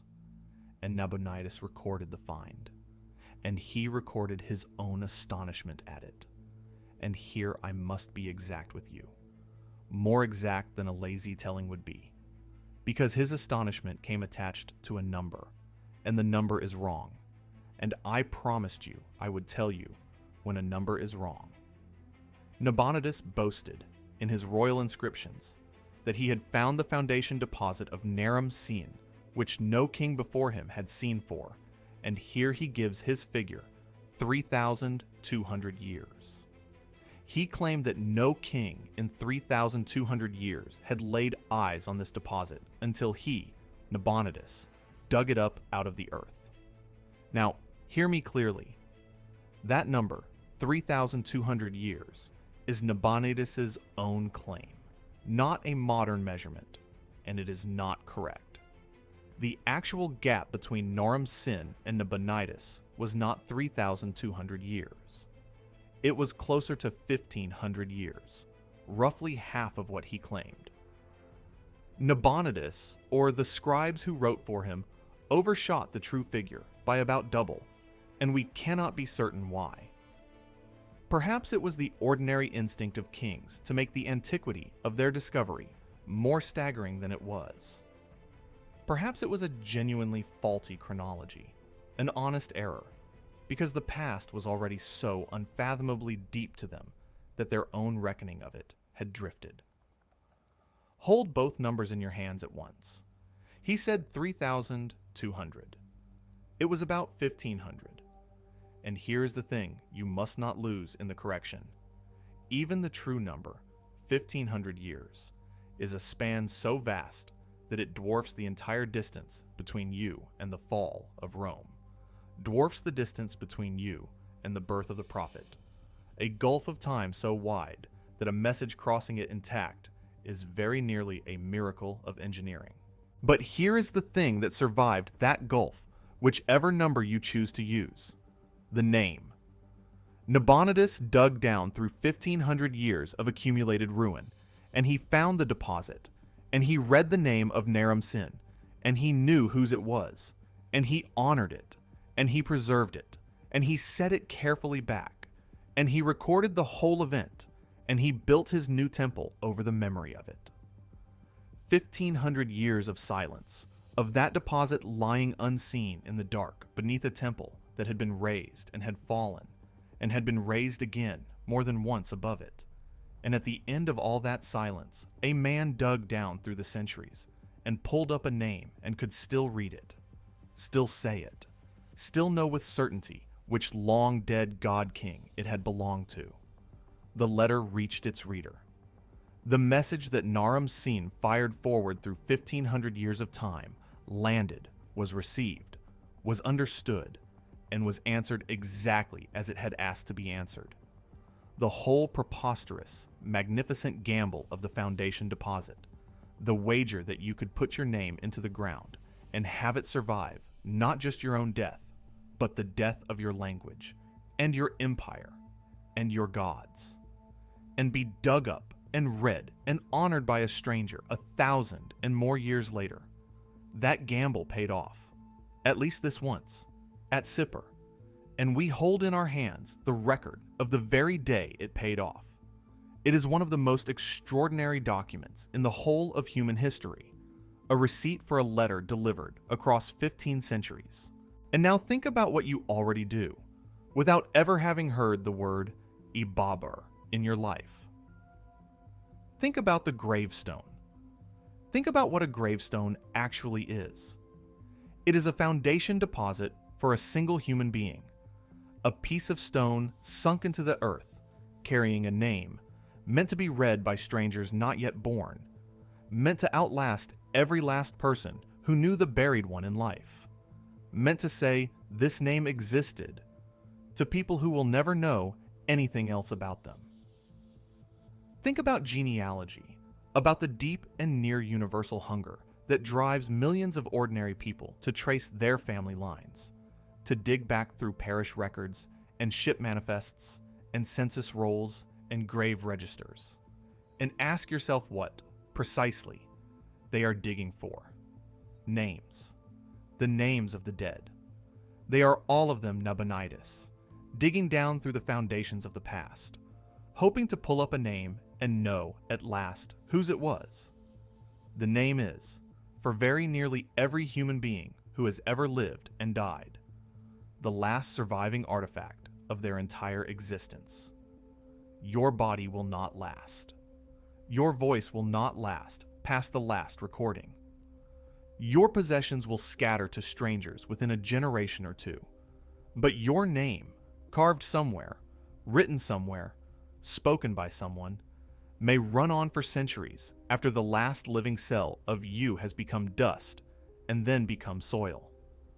And I want to press on one more detail of the Nabonidus story, because it deepens the whole thing, and because it is a rare and precious moment in which we can watch an ancient mind doing exactly what we are doing right now, reaching across a chasm of time toward a named stranger, Nabonidus did not merely find Naram Sin's name and file it away. He treated the discovery as sacred, as a communication, as a duty laid upon him by the finding. Ellis, in his study of foundation deposits, shows that this was the understood etiquette of the practice, its whole moral logic. The one who found the earlier king's name was bound to honor it, to restore the inscription, to relay the deposit, and to record the act, precisely so that his own name would in turn be honored by whoever came after him and dug down through his work. It was a chain of custody, stretching in both directions, through time. Each king, a link. Each name, a package handed down the line from a dead man to an unborn one. Nabonidus received Naram Sin's package, and he added his own to it, and he set them both back into the earth, addressed to a future king who never came, because the empire fell to Persia within his own lifetime, and the chain, as far as we know, broke there. But the package was not lost. It was only rerouted, because the record he made of the whole event survived, was copied, was buried, and dug up again in our own era by modern excavators, and read and translated. And now here it is, arriving in your ears. The message finally delivered to a stranger even further downstream than Nabonidus could have dreamed. He was writing to the next Babylonian king. He reached you instead, in a language he never heard, across 2,500 years. The letter overshot its intended reader by an entire civilization, and still, somehow, landed. The Mesopotamians understood this with a clarity that we have half forgotten and half buried, and they built an entire deliberate technology of hidden, protected names to exploit it. They wrote their names into the ground to outlive death, and 1,500 years later, the ground gave a name back, still legible, still speakable, still answered when it was finally called. Now, listen to me carefully, because we have arrived at the turn, the hinge of the whole thing. We have built 6 tablets and laid them out in front of you. The threshold of existence. The name as a force with 4 times the mass. Creation by naming, and the pull of your own letters that a scientist could not make himself believe. The name fingerprint measurable in your living brain. The name erasure as murder, ancient in basalt and modern in a resume study. And the buried name that beat 1,500 years of time and was dug up and read. 6. And here is the thing you must see about those 6. Every one of them, so far, has been about names in general, about the name as a category, about what a name is and does for anyone and everyone. And that means every one of them, taken alone, you can still wave away. A poetic convention here, a modest effect size there, a coincidence of shapes over here. Fine. I am not going to argue with you about any single one. But there are 12, and they come in an order, and I did not put them in this order by accident. I arranged them exactly like this for a reason. Because around the 7th, the thing we are talking about stops being names in general and becomes your name. Specifically, the actual sound your mother and father chose. And what the people who wrote these tablets would have told you that sound already was, and already contained, before you ever heard it with your own ears. And I will say it now, the line I want you carrying with you across the turn, any one of these you can wave away. There are 12. They come in an order, and around the 7th, the waving away stops working.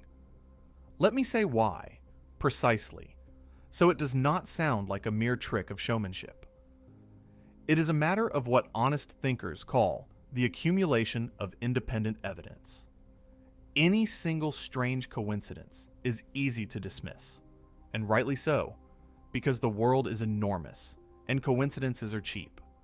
And if you go looking for one match between something ancient and something modern, you will always find one, and it proves nothing at all. But that is not what we are doing here. We are not cherry-picking one lucky match.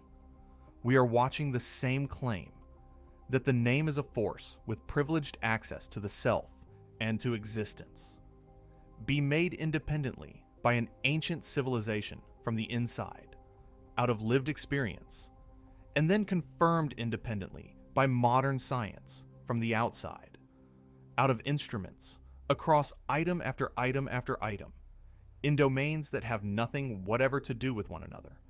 Attention research, brain imaging, the study of infants, the economics of hiring, the law of human rights. These fields do not talk to each other. Maury in his listening booth was not thinking about Hammurabi. Bertrand and Melanchthon, with their resumes, were not thinking about the Kispu.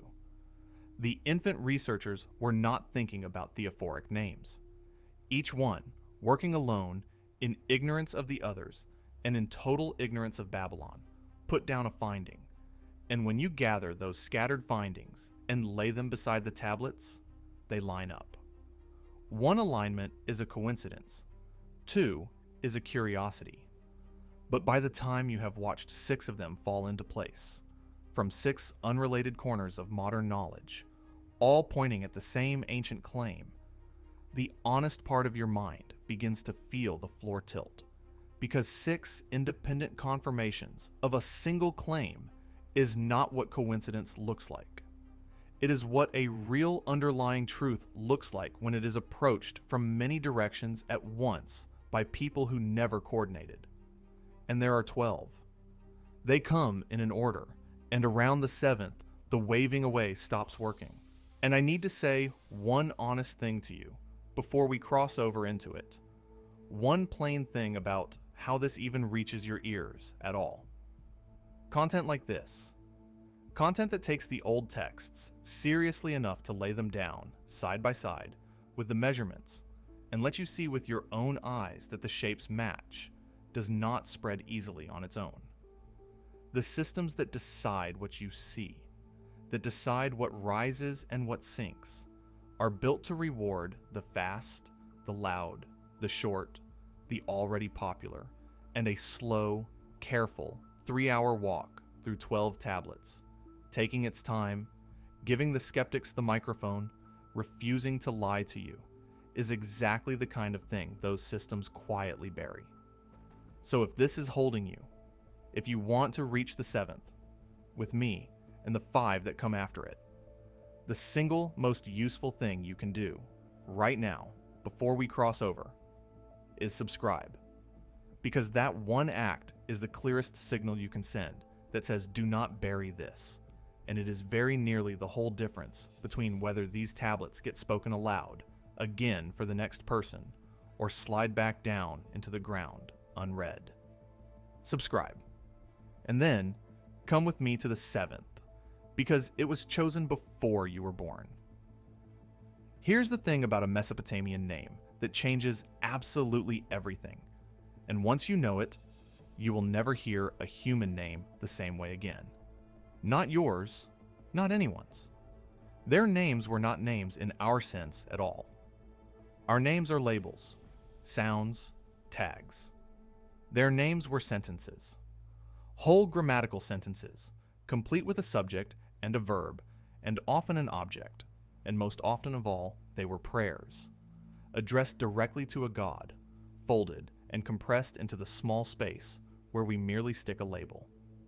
The foundational scholarly study of this is by the Swiss Assyriologist J.J. Stam, his great work Die Akkadische Namengebung, which means the Akkadian giving of names, published in 1939 and never really superseded as the great treatment of the subject, and what Stam documents, name after name after name, page after page, is that the personal names of ancient Mesopotamia were miniature works of theology, folded prayers, compact spoken statements about a god's relationship to the person who bore the name. To carry such a name was to carry a sentence about yourself and a god, and to say it was to say that sentence aloud. Take a name you have actually heard, even if you never knew you had heard it, even if you thought it was just an exotic noise. Nebuchadnezzar, the great king of Babylon, the one from the Bible, the builder, the one who carried Judah into exile, the one whose name every schoolchild half remembers. His name, in its true Babylonian form, is Nabu-Kudurri-Usur, and it is a complete sentence. Nabu is the god Nabu, the god of scribes, of writing, of wisdom, the divine keeper of the tablets. Kudurri is the boundary, and also the heir, the succession, the marked and secured line, the same root, the same Kudu-Ru family of meaning we met in the boundary stones. Usur is a verb in the imperative, a command, or better, from a mortal to a god, a plea, protect, guard, watch over, keep. Put the three together, and the name we clumsily say as Nebuchadnezzar is not a label at all. It is a prayer, and a specific one. It says, O Nabu, protect my boundary. O Nabu, guard my heir. O Nabu, keep the succession safe. And now feel the weight of the next thing. Every single time that name was spoken, and it was spoken tens of thousands of times across that man's long life and reign, by heralds and servants and scribes and generals and subjects and enemies. The prayer was spoken with it. Every time. It could not be otherwise, because the prayer was the name, and the name was the prayer. Every time a servant announced him at a door, the plea went up to Nabu to protect the heir. Every time a scribe wrote him at the head of a tablet, the prayer was written. The name was a prayer on an endless loop, re-spoken and re-inscribed with every single utterance, tens of thousands of repetitions of a plea to a god, carried by one man as his identity. And here is what matters most. The thing that lifts this out of the palace and lays it at the door of every ordinary house. This was not a special privilege of kings. This was how everybody was named. Up and down the whole of society. The farmer and the brewer, and the weaver, and the scribe. Consider the name Shamash Shuma Ukin, which happens to belong to a king of Babylon, a brother of the Assyrian king Ashurbanipal. But look only at the structure of it, which is the structure of countless humbler names too. Shamash is the sun god, the great god of justice and light. Shuma, and there it is again, our old word, Shumu, the name, the heir, the memory, the continuation, all four at once. Ukin is from the verb kanu, to establish, to make firm, to set in place, put it together. Shamash Shuma Ukin means Shamash has established a name. Shamash has established an heir. The child is named with a completed statement that the god has already, in the very act of naming, secured the continuation, the Shumu, of the family line. The name is not a wish for the future. It is a declaration that the thing most desperately wanted, the securing of the name and the heir against oblivion, has been granted by the god. Or take a plainer, humbler name, one that ordinary people bore, Idin Sin, which means simply, Sin has given, Sin being the moon god, the sound seen. The child is named as a gift from the god, and the name says so, out loud, every time it is spoken. Sin has given. Here is the one the moon god gave. And Stom's great catalog is full of these, thousands of them, and when you read down the list, you realize you are reading the private theology of an entire people, name by name, the hopes and terrors of ordinary parents fixed forever in the sounds they hung on their children. There are names that are pure thanksgiving, declaring that a God has been merciful, that a God has heard, that a God has had compassion. There are names that are questions flung at heaven, names that mean who is like the God, names that ask where the God is. There are names born straight out of grief and fear, given to children and families that had lost other children. Names that plead with a God to let this one live. Names that mean the God will replace what was taken. Names that seem to bargain with death itself over the cradle. There are names that answer despair, given after a run of dead infants. Names that mean something close to enough, or I am worn out. A mother's exhaustion made into a child's identity. Every one of these was not a private feeling kept in the heart. It was published, broadcast, made into the very handle by which the child would be summoned to supper, and scolded, and courted, and mourned. A Babylonian child did not merely have a name. The child was a standing public statement about a family's relationship to a god, repeated aloud by every mouth in the village, thousands of times, across the whole arc of a life. The prayer was not said once at a font, and then filed away. The prayer was the name, and so the prayer was said continuously, from the cradle to the grave and beyond it, in the mouths of the living, and then in the kispu of the descendants. The child walks through the whole of life as a walking sentence of gratitude to the moon. Do you understand now what the act of naming a child actually was in that world? When a Mesopotamian mother or father named an infant, they were not choosing a pleasant or fashionable sound. They were composing a sentence. They were writing a prayer, or a thanksgiving, or a theological claim, and laying it over the child.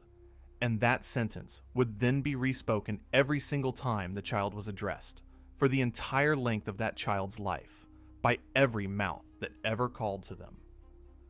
The name was a spell in the oldest and most literal sense of that word, not a magic word to make constellations vanish, but a fixed formula, endlessly repeated, declaring the child's relationship to the divine and the family's deepest hope and fear for them. To be named was to be inscribed at the very outset with a prayer that you yourself would then carry and broadcast thousands upon thousands of times with your own identity until the day you died and others took up the speaking of it. And here's the part that presses on the chest. You had no say in it. None. It was chosen for you and composed for you and spoken over you before you could understand a single word of it, before you could weigh it or accept it or refuse it, before you could know what was being asked of the gods on your behalf and in your name. It was, quite literally, a sentence written and pronounced over you before you drew your first breath. And I want to tie this carefully to the deepest layer of their thought, to the tablet of destinies, which in Akkadian is the Tupi Shemati, Tup Pi Shemati, and which appears again and again in their mythology as the object that confers supreme authority over the entire cosmos, the tablet upon which destinies are written down and fixed, the tablet whose possession in the Enuma Elish and in the Anzu myth means rulership of all things, and whose theft threatens to unmake the order of the world. Fate in this civilization was not a vague force or a mood of the universe. Fate was something written. Destiny was a text, an inscription, a thing set down in writing on a tablet. And a name, too, was a text, a written and spoken text, laid over a person at the very start of their life. I am not telling you the tablets teach that your name is your destiny in some mechanical, clockwork sense. Hold on to me here. I am telling you something narrower and, I think, stranger. That in a world where fate itself was imagined and pictured as writing on a tablet, the writing of a prayer sentence over a newborn child was not felt as an idle or a decorative act. It was felt as a consequential inscription, a setting down of the child into a relationship, a hope, a claim upon a particular god, in a universe where the setting down of things in writing was the very mechanism by which reality was fixed. Now the modern measurement for this seventh tablet, and it is quieter than the resume study and the cocktail party, but in a way it is the most intimate finding in this entire list, because it is about the very beginning of a human life, about you at an age you cannot remember. In 1995, in the journal Psychological Science, the researchers Denise Mandel, Peter Juszczyk, and David Pisoni published a study of very young infants, babies 4.5 to 5 months old. And what they found is that by about 5 months of age, an infant already recognizes and orients to the sound of its own name, not to words in general, which mean nothing to it yet, not to other names of the same rhythm and length, to that one specific pattern of sound, its own name, the thing that has been spoken over it and to it since the day it was born. And it does this before it can speak a word, before it can understand the meaning of any word at all, before, as far as we can tell, it knows that it is a self, a separate being, in any way we could describe, or it could report. And already, at 5 months, it turns toward its own name. Already it treats that particular sound as special and attended, and its own.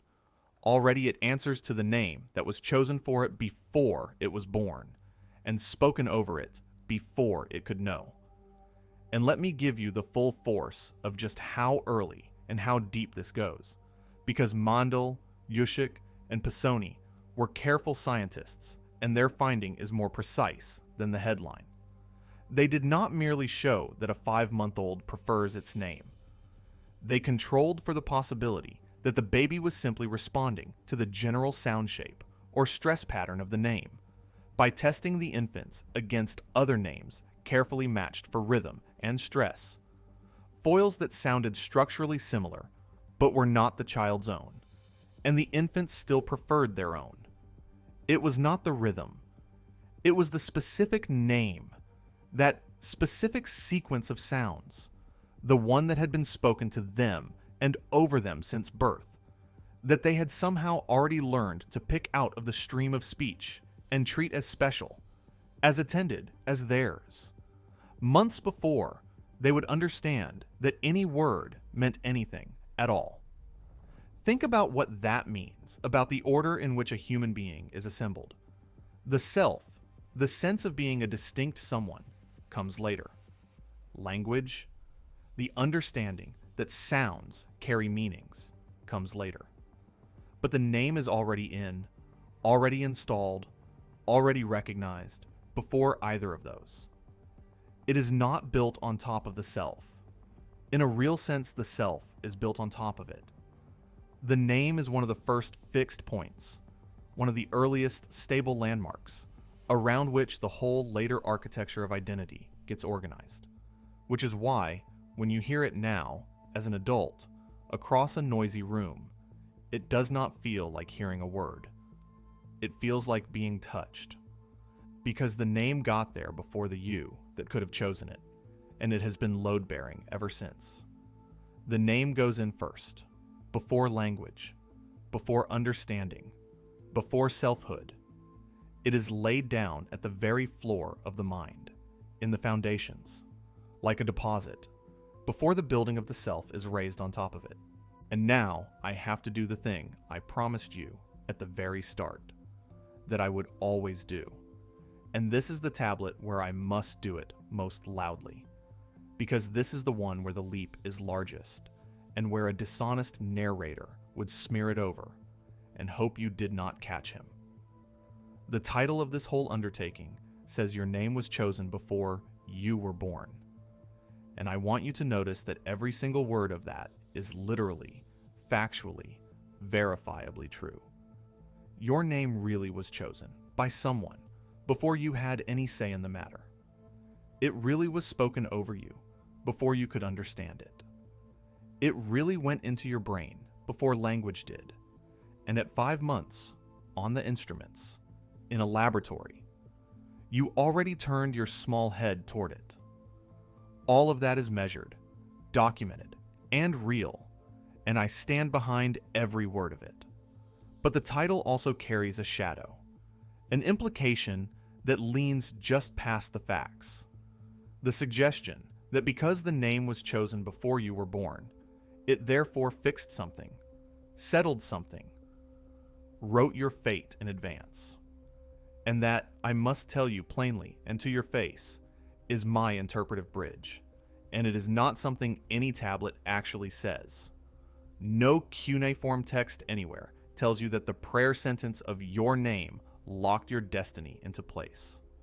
The Mesopotamians named their children with prayers, hopefully and fearfully and lovingly, exactly the way that we do, hoping the god would honor the sentence, not certain that he would.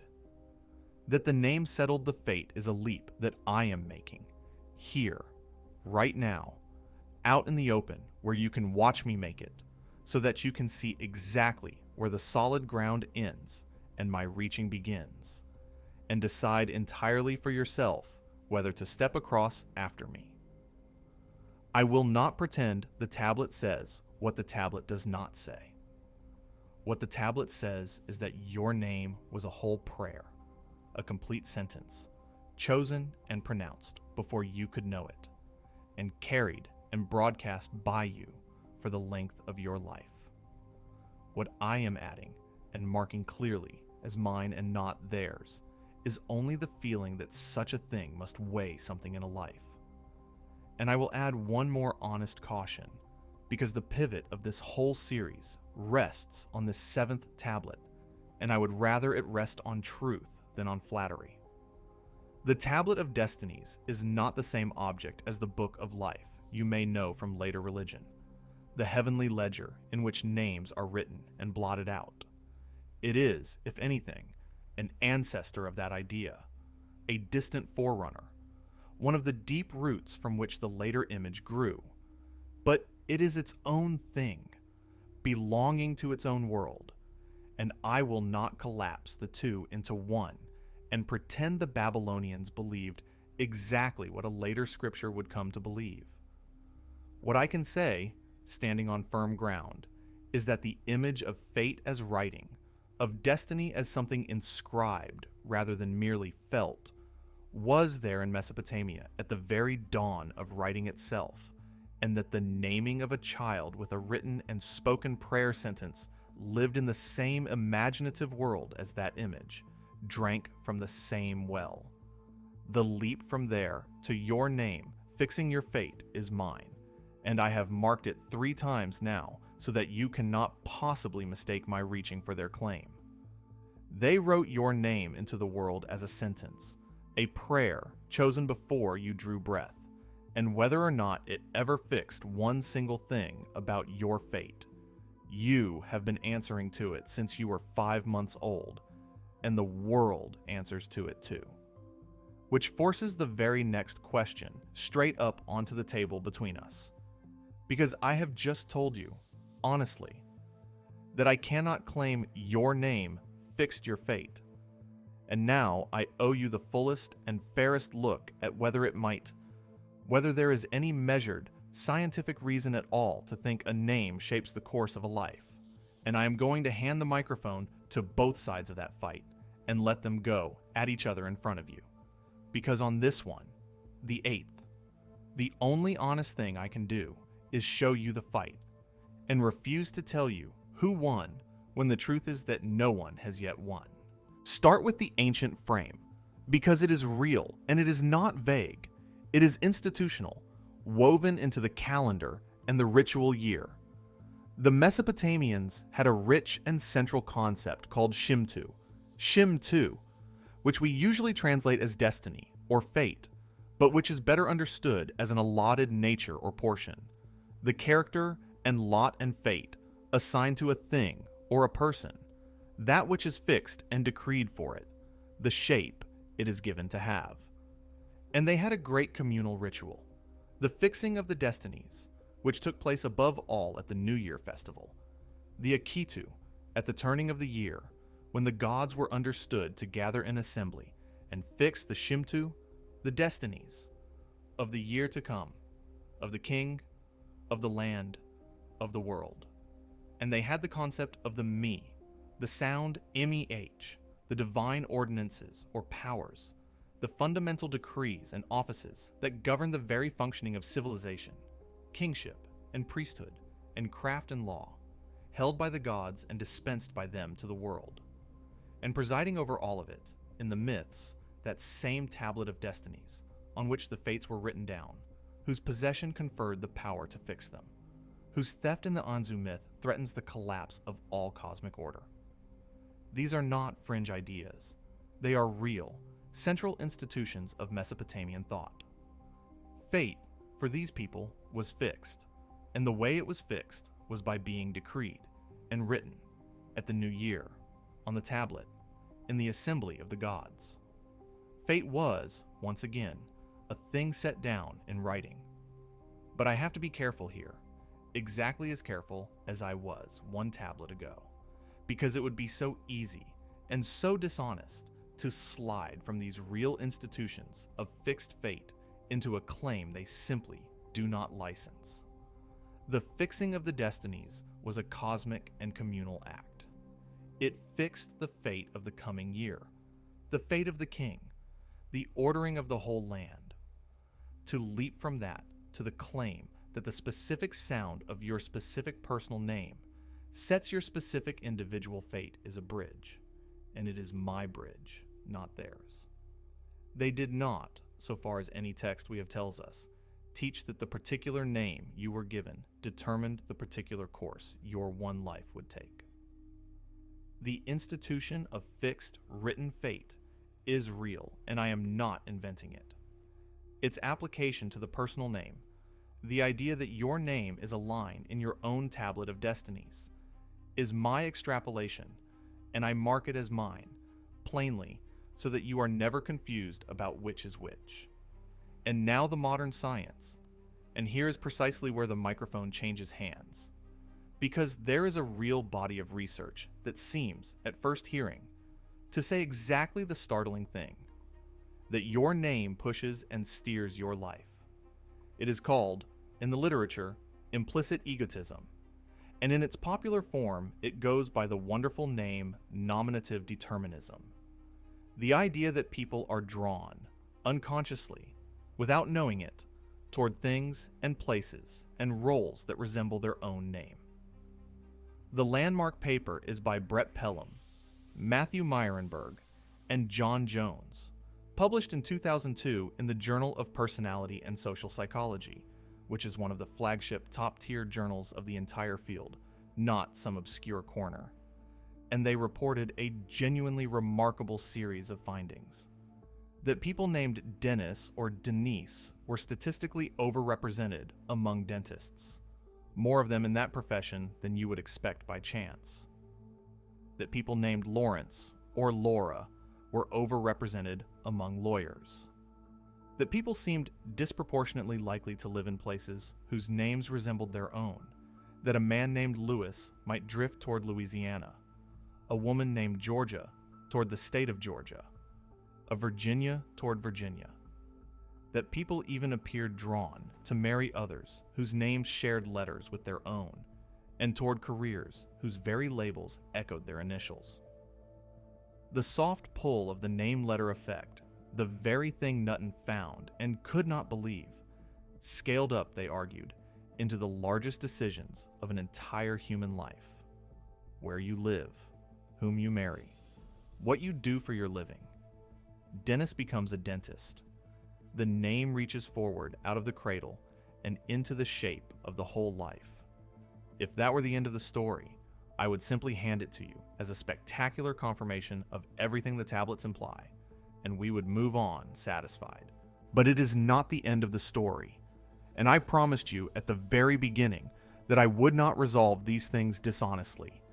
So now you have to listen to the rebuttal at its full strength, because the rebuttal is serious, and it is rigorous, and in the judgment of much of the field, it is largely correct. In 2011, in that same flagship journal, the Journal of Personality and Social Psychology, the psychologist Uri Siemensson published a detailed and careful reanalysis and critique of the implicit egotism findings, and his verdict was severe and unsparing.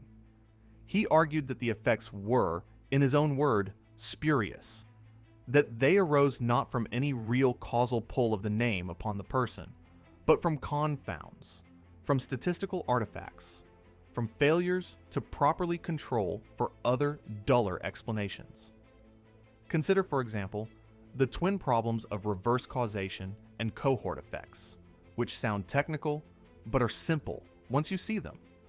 Names rise and fall in fashion over time, decade by decade, and certain names cluster heavily within particular ethnic and regional and social groups, and those groups in turn cluster within particular places and particular trades for deep reasons of history and migration and economics that have absolutely nothing to do with the sound of a name pulling on a person.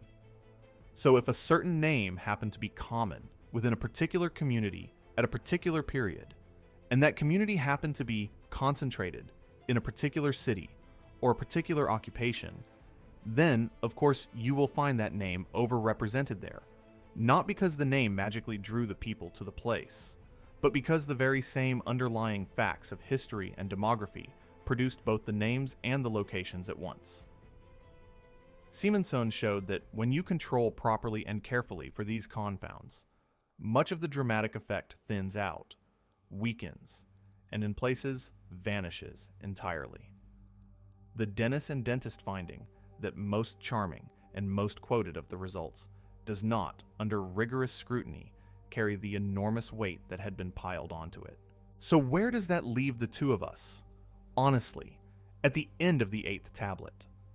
It leaves us in an unresolved place, standing in the middle of an argument that is not over, and I am going to leave you there too, deliberately, because that unresolved place is where the actual truth currently lives, and I will not tidy it up with a lie to give you a cleaner ending.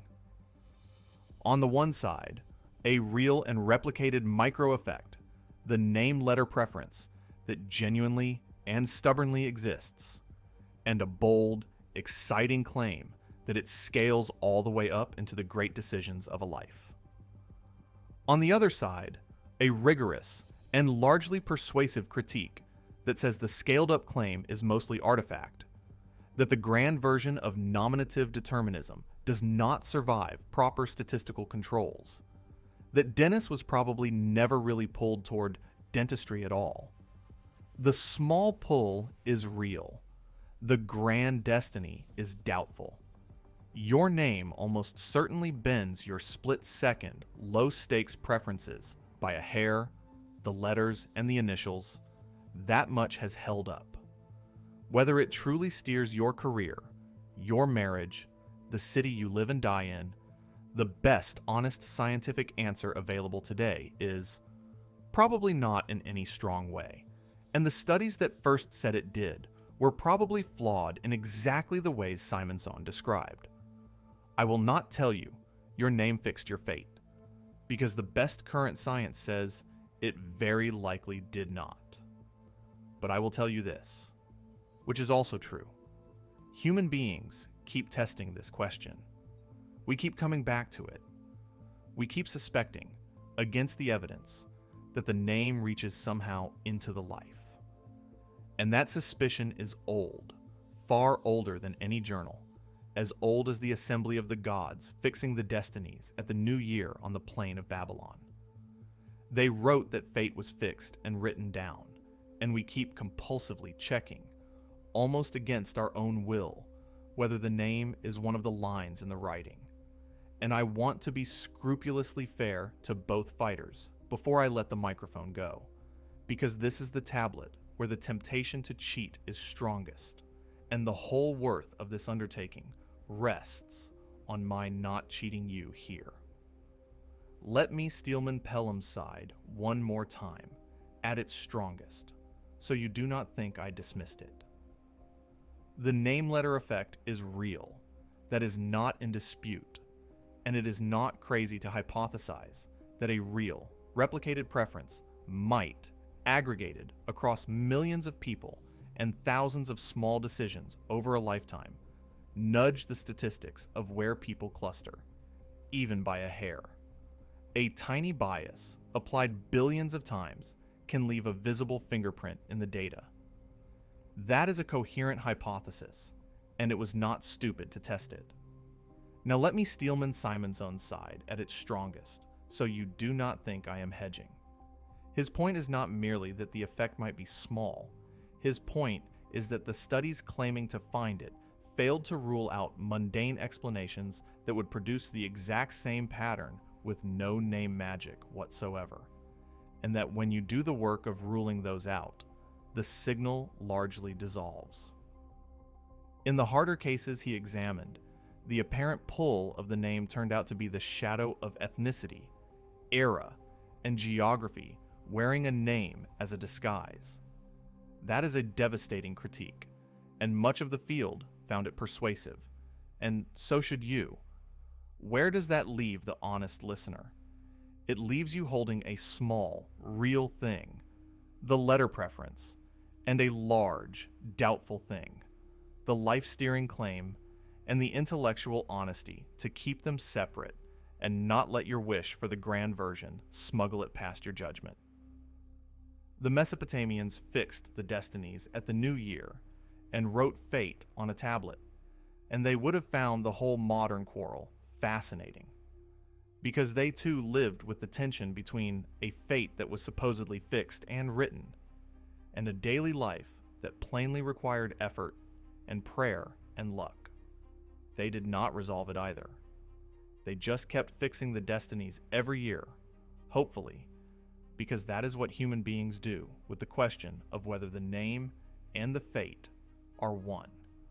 The question still answers when it is called, even though the answer is not yet in, and may never be. And whatever the final truth about fate turns out to be, there is one effect of the name that is not in dispute at all, that no reanalysis has overturned and no skeptic denies, and it is the subject of the 9th tablet.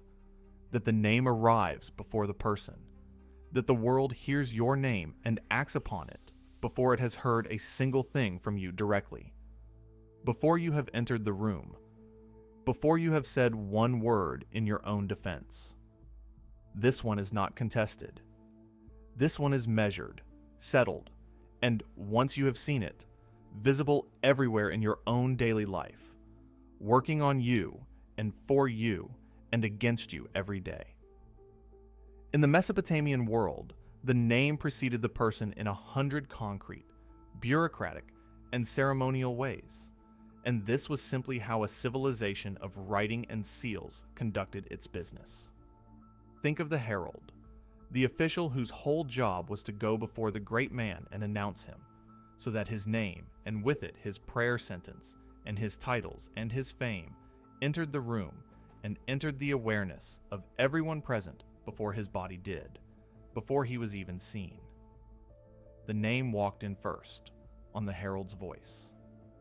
Think of the sealed document, the letter, or the contract, or the deed that traveled across the empire, bearing a name and a seal, doing real business in that name, binding people, and transferring property, and issuing commands in that name, while the named person himself was hundreds of miles away and might never appear in that place at all, might never be seen by the people his name commanded. In a civilization that ran on cuneiform, on tablets and cylinder seals, and inscribed and stamped authority, the name did enormous quantities of real work at a distance, in advance, on behalf of a person who was not physically there. Your name went ahead of you. It arrived in places your feet would never carry you. It made agreements and gave orders and claimed property and stood as your full legal representative in rooms you would never enter and before people you would never meet. The person was a single point, standing in one place. The name was a cloud that extended far beyond that point, across space and across time, and it reached each place before you, or instead of you, and did what it did there in your name. And this, I promise you, is not some quaint dead feature of a vanished bureaucracy that has nothing to do with your life. This is exactly, precisely, how your own world works this very day, and we have already measured it. And I'm going to bring back that resume study. Bertrand and Mulanathan, 2004. Because it belongs here just as much as it belonged back at the fifth tablet. Seen now from this new angle. When your resume lands on a hiring manager's desk, your name is in that room, and you are not.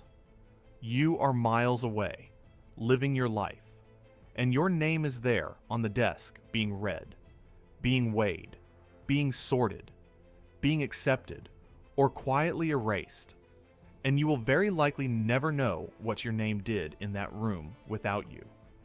Never learn what version of you the reader assembled out of the letters at the top of the page.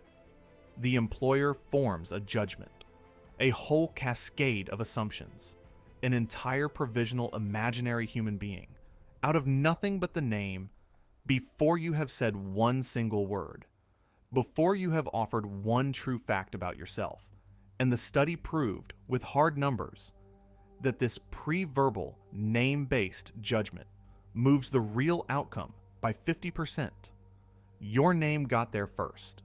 Your name did the work, or lost the work, before you ever arrived, before you had any chance to speak for yourself. And add to that the softer name letter pull, the quiet preference or unease that a name can stir in a listener, the way a name can strike an ear as trustworthy or foreign, or warm, or cold, or hard to pronounce, all before you have met, and you begin to see the true and slightly frightening shape of it. There is a version of you made entirely out of your name, a name you, and that version arrives everywhere ahead of the real you, and conducts your business, and is embraced or rejected in your name, exactly as the sealed cuneiform tablet did 4,000 years ago on the dusty roads between the cities of Babylon. And notice how far this reaches into the texture of your own days, once you start to look for it, because it is not confined to resumes and hiring desks. Your name arrives before you on the caller identification of a phone, and a decision is made about whether to answer before you have spoken. Your name arrives before you on an email in the sender line, and it is opened or ignored, believed or doubted on the strength of the name alone. Your name goes before you into credit files and background checks and search results, into rooms of pure data where no body of yours will ever stand, and verdicts are reached about you there in your absence by strangers and by machines on the basis of the name and the record attached to it. You are, at any given moment, being judged in a dozen rooms you will never enter by your name, which is doing your business without you and cannot always be corrected. The Babylonian great man had his herald and his sealed tablet, and the name went ahead of him down the road and into the city he had not yet reached.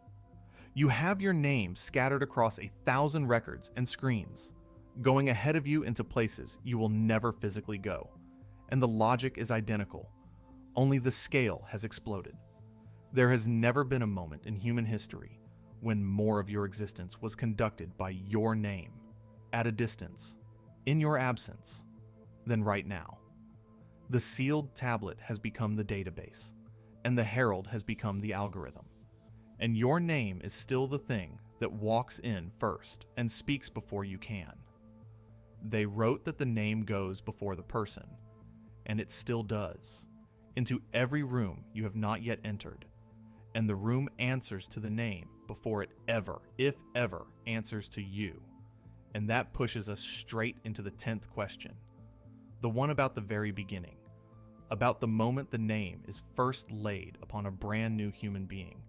Because if the name does all this enormous work, if it precedes the person and represents the person and secures the person's very existence, then the moment of naming, the moment a newborn first receives its name, must be a threshold, a genuine crossing over.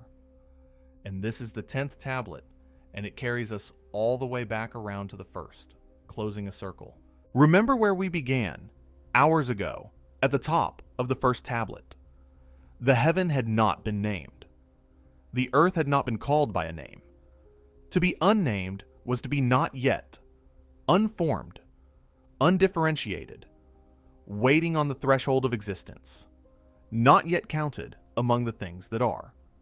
And the Mesopotamians applied that very same frame, that same deep and ancient intuition, to the arrival of a child into the world. Naming the newborn was, in their thought, part of how the child was pulled across the threshold, brought into the existent and social and counted world, made into a real member of the family and the community and the order of things, rather than remaining a mere biological event that had occurred in a birthing room. There is a rich body of Mesopotamian material about birth, about its dangers, about the incantations and the rituals that surrounded it, and the standard modern scholarly treatment is Martin Stoll's book, Birth in Babylonia, and the Bible, published in the year 2000, a careful and humane study of how these people understood and ritually managed the perilous coming of a new life into the world.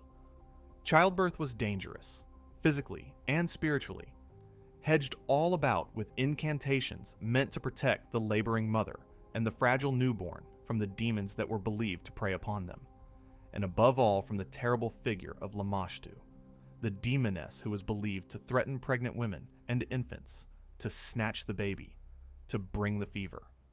Birth was a crossing full of real danger, and the securing of the child, its establishment among the living, was not treated as automatic or guaranteed. It had to be accomplished, protected, brought about. But here I have to stop and be honest with you again, more honest than a sensational telling of this would ever be, because there is a strong temptation right at this point to invent something, to describe a fixed and solemn Babylonian naming rite, a particular day after birth, a particular officiant, a particular liturgy of words, and to hand it to you confidently as established fact. And I will not do it, because it is not established, and you deserve to know exactly where the firm ground gives way. The precise timing of naming, the exact ritual form it took, whether there was a single uniform naming ceremony performed on a fixed day by a fixed person across the whole society, this is not uniformly attested in the sources we have. What we can say honestly and firmly is this: that naming mattered enormously, that it was bound up tightly with the child's entry into existence and family and society, that birth itself was ritually charged and spiritually dangerous, and that to be named was to be established and secured among those who exist. What we cannot say, and what I will not pretend to say to make the story tidier, is that there was one fixed newborn naming rite performed just so, on such a day, with such words. The sources do not license that precision, and I would far rather hand you the honest and slightly blurred truth than a sharp and satisfying invention. Naming was charged. Naming was a crossing. But the exact liturgy of that crossing is not a thing I can lay out for you in detail, and so I will not lay out what I do not have. And yet, look at what we ourselves do in our own world and ask honestly whether it is truly so different. Because the modern crossing, the modern act of naming that pulls a child across into the existent world, is not, in the end, a warm family ritual at all. It is a bureaucratic act, and we have already met it twice at the first tablet, and now again. It is birth registration. It is Article 7 of the Convention on the Rights of the Child, that the child shall be registered immediately after birth and shall have from birth the right to a name. This is the modern threshold rite, and it is every bit as consequential as anything on the tablets, and in some ways it is more so, because in our world it is precisely this act, the recording of the name in the official register, that makes the child real to the vast machinery of the modern state, that grants it the legal existence without which it cannot be schooled, cannot be treated in a hospital under its own identity, cannot be issued papers, cannot cross a border, cannot be protected, cannot be counted, cannot inherit, cannot vote when it is grown.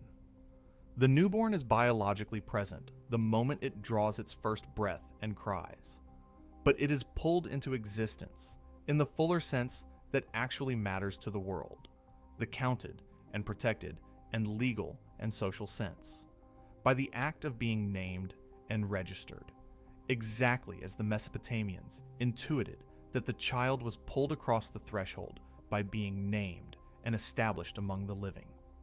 We have kept the rite. We have kept the intuition entirely intact. We have only moved the ceremony from the incantation to the registry, from the threshold of the house to the threshold of the state. And Stoll's work on birth in Babylonia lets me sharpen the honest picture a little further without inventing anything, because he shows just how thoroughly the coming of a child was wrapped in language, in spoken words, in incantation, even where we cannot reconstruct a fixed naming ceremony.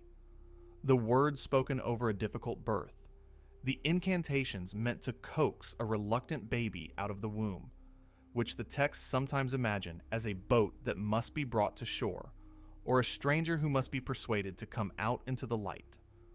All of this tells you that these people experienced birth not as a merely physical event, but as a passage that had to be accomplished with words, talked across, spoken into being.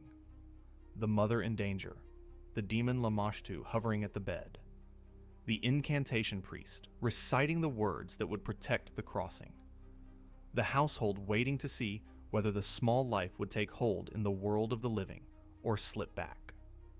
Into that charged and dangerous and word-soaked moment came the name. At some point, in some form we cannot fully reconstruct, and it belonged there, among all the other words that were doing the work of pulling a new person across a threshold. I cannot give you the fixed rite, because it is not there to give, and I will not manufacture one. But I can give you, honestly, the atmosphere, which is unmistakable, that a birth was a crossing worked by words, and that the name was one of those words, one of the sounds by which a not yet quite real being was talked and coaxed and welcomed into the ranks of the existing.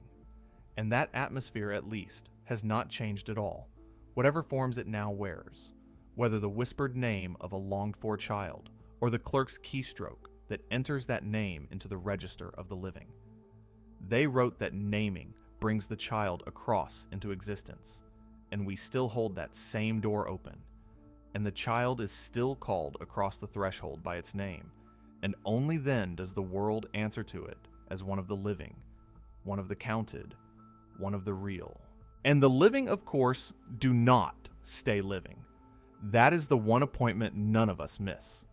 Which brings us to the 11th tablet and to the far threshold, the one on the other side of a whole life, because the Mesopotamians thought just as hard and just as carefully about what the name does after death as about what it does before birth. And here is the darkest of all their beliefs about the name, and also, in a strange and unexpected way, the most consoling. And here too, on this 11th tablet, I must hand the skeptics the microphone once more, because there is a famous modern saying tangled all through this, and the honest thing, the only honest thing, is to untangle it in the open, in front of you. The Mesopotamian afterlife was not a happy place. Let me be plain about that, because it matters. It was the land of no return, the Kur-Nugi, the great dust, dark house below the earth, where the dead dwelt in gloom and shadow, clothed like birds in feathers, eating clay and dust, drinking brackish water in a dim and cheerless and permanent twilight. You know this landscape, whether you knew its name or not, from their great texts. You know it from the myth of the descent of Ishtar, in which the goddess goes down through the 7 gates of the underworld, stripped of one garment, one adornment at each of the 7 gates, until she arrives naked and powerless in the house from which the one who enters does not come out. You know it from the Epic of Gilgamesh, and above all from its 12th tablet, which gives a bleak and detailed vision of the fate of the dead in the world below. Their condition there, determined in part by how they died, and, crucially, by whether they are remembered and provided for by the living they left behind. Because this is the key that unlocks the whole thing. This is the mechanism, and the scholars who have studied the Mesopotamian cult of the dead, scholars such as Tisvia Bush and Joanne Scurlock, whose careful work has reconstructed these practices, have shown just how central it was to their whole understanding of death. The dead were not simply gone, finished, switched off. The dead persisted, down there in the dust and shadow, and their persistence, their condition, the very quality and continuation of their shadowy existence depended directly upon the living, and specifically upon a practice called the kispu, the sound kispu. The kispu was the offering made to the dead, the funerary meal, the regular and dutiful provision of food and drink, and above all of clean water, to the departed ancestors, made by their descendants, by the living members of the family, in a recurring ritual of remembrance and care, and it was bound up completely with the name, inseparable from it, because to perform the kispu was to invoke the dead by name, to name them one by one, to call them, to speak their names aloud, and set out their portions before them, to keep them present and named in the mouths and the offerings of the living, as long as the family line continued, as long as there were descendants alive to speak the names of the ancestors and pour out the water and set out the food. The dead were sustained, their shadowy existence in the world below maintained and nourished, their names kept alive and warm in the world of the living above. And now you understand, all the way back at the second tablet, why the single word Shumu had to mean both name and heir in one breath, why the two could not be separated, because the heir was precisely the one who would keep speaking your name, keep making the kispu, keep pouring your water, keep you in existence after your death. Your heir was your name keeper, your existence keeper, and now you understand why the worst fate imaginable, the true horror that lay beneath all the other horrors, was not death itself, which came to every single person, without exception, king and slave alike, but to die with no one left behind to speak your name, no descendant to make the kispu, no mouth to call you, and no hand to pour your water. That was the second death, the real death, the final annihilation. To be a shade in the dust with no one above to name you and feed you was to be truly, utterly, finally extinguished, dissolved completely into the general dust with nothing of you left running anywhere. No Shumu, no name, no memory, no continuation. And the studies of scholars like Abush and Scurlock have recovered just how organized and how regular this care of the named dead actually was, how far it was from a vague sentiment, and how close to a standing obligation, almost a contract between the generations. The kispu was not a one-time funeral. It was recurring, tied to the calendar, tied to particular days, a duty that fell upon the head of the household to perform for the named ancestors, month after month, year after year, for as long as the line endured. The dead had, in effect, a right to be named and fed, and the living had a corresponding duty, and the breaking of that duty had consequences, because a hungry, forgotten, unnamed shade was believed to be able to return, restless and dangerous, to trouble the living who had let its name go silent. So the arrangement ran in both directions and bound both parties. The living fed and named the dead, and in return, the dead stayed quiet, stayed placed, stayed where they belonged, sustained in their dim existence by the offerings, and above all, by the speaking of their names. It was, if you like, the oldest social contract of all, older than any written law, a treaty between the living and the dead with the name as its currency and its seal. And the terror that shadowed the whole system was the terror of the line ending, of there being no one left to hold up the living end of the bargain, no descendant to name and feed the ancestors, at which point the whole chain of sustained existence, reaching back generations, would go dark at once, all those names falling silent together, all those shades starving in the same season. That is why the heir mattered more than gold. The heir was the one who would keep speaking the names. The heir was the guarantee against the second death, not just of himself, but of everyone whose name he carried. The living kept the dead in existence by keeping their names in the air. Let the name fall silent. Let the last mouth that spoke it close, and the shade below starved and dissolved and was gone for good. And now the modern saying, and here is where I hand over the microphone honestly, because you have almost certainly heard this line, and it is genuinely beautiful, and it is not at all what most people think it is. The saying goes something like this: that we die twice. That we die once when the breath leaves the body in the ordinary way, and then a second time, later, sometimes much later, at the moment when our name is spoken aloud for the very last time, by the very last person who still remembers us, after which we are gone completely, erased from the world of the living. It is a haunting and lovely line, and it circulates endlessly on posters and in speeches and across the internet, and it is attributed confidently and variously and with total assurance to the street artist Banksy, and to the musician Macklemore, and to Ernest Hemingway, and to a whole rotating cast of others. Besides, each attribution stated flatly as fact, none of them actually verified.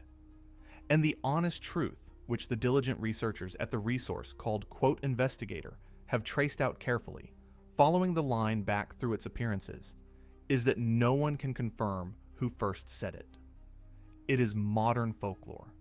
It is a line of genuinely uncertain origin, wrongly and confidently pinned to famous names, precisely because a famous name lends a saying weight and spread, which is, if you think about it for a moment, itself a small and perfect proof of the very thing we have been discussing for hours: the power of a name to carry a thing forward.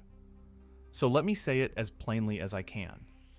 The die twice quote is a modern saying of uncertain authorship, and anyone who tells you that Hemingway or Banksy or Macklemore definitely, certainly said, it is telling you something that has never been established. I will not build a single thing upon a false attribution and then call it ancient wisdom, because that would be doing the exact opposite of what this whole undertaking is for.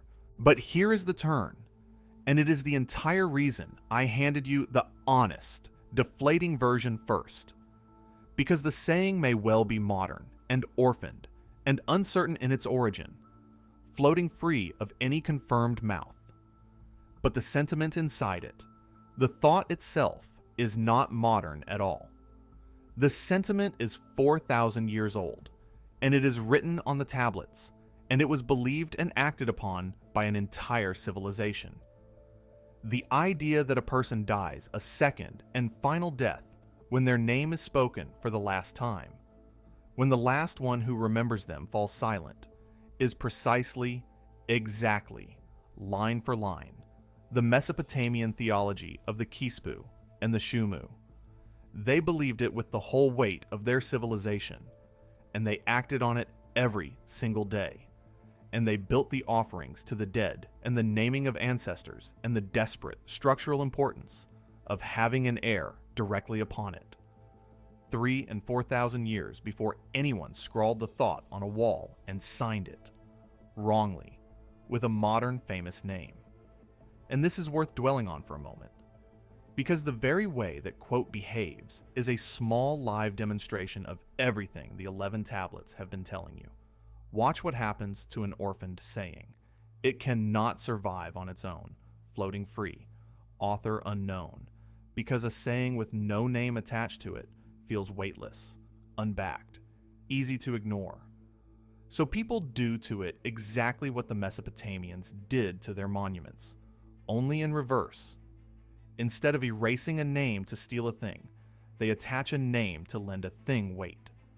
They pin it to Hemingway, to Banksy, to Macklemore, to whatever famous name is nearest to hand, because a great name makes the saying carry, makes it spread, makes it feel true and worth repeating. The saying survives and travels and multiplies across the world, precisely by borrowing a powerful name. Exactly as the ancient scribes understood, a thing could be empowered by the name attached to it. The quote about dying twice when your name is last spoken is itself kept alive by being wrongly named, which is either the bleakest irony or the neatest proof, and I honestly cannot decide which. What I can tell you is that the researchers at Quote Investigator, who trace these things back through their earliest appearances with real care, cannot find a confirmed first mouth for it, and that the honest verdict is modern, author unknown, older in sentiment than any of its supposed authors. The modern quote is an orphan wandering the internet looking for a father, and its true father, if it only knew, is Babylon. The line is young, and its parentage is genuinely unknown, but the thought behind the line is one of the oldest recorded thoughts of the entire human species. They wrote, in the Kispu and in the Shumu, that you die for good and all only when your name is spoken for the last time, and the human race has been repeating that ancient sentence to itself in one form or another, ever since, right down to a poster you may have seen this year, and it still answers when it is called. And that carries us, at last, over the final threshold, to the 12th. And I want to be honest with you about what the 12th is, because it is not a new claim, and I am not going to pretend it is. The 12th is not a 13th kind of evidence I have been holding back.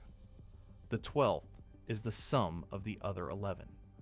The 12th is what happens when you step back far enough and stand still long enough to see that all of it, every single tablet we have laid out on the table between us, was one machine, one project, one continuous 4,000-year piece of engineering.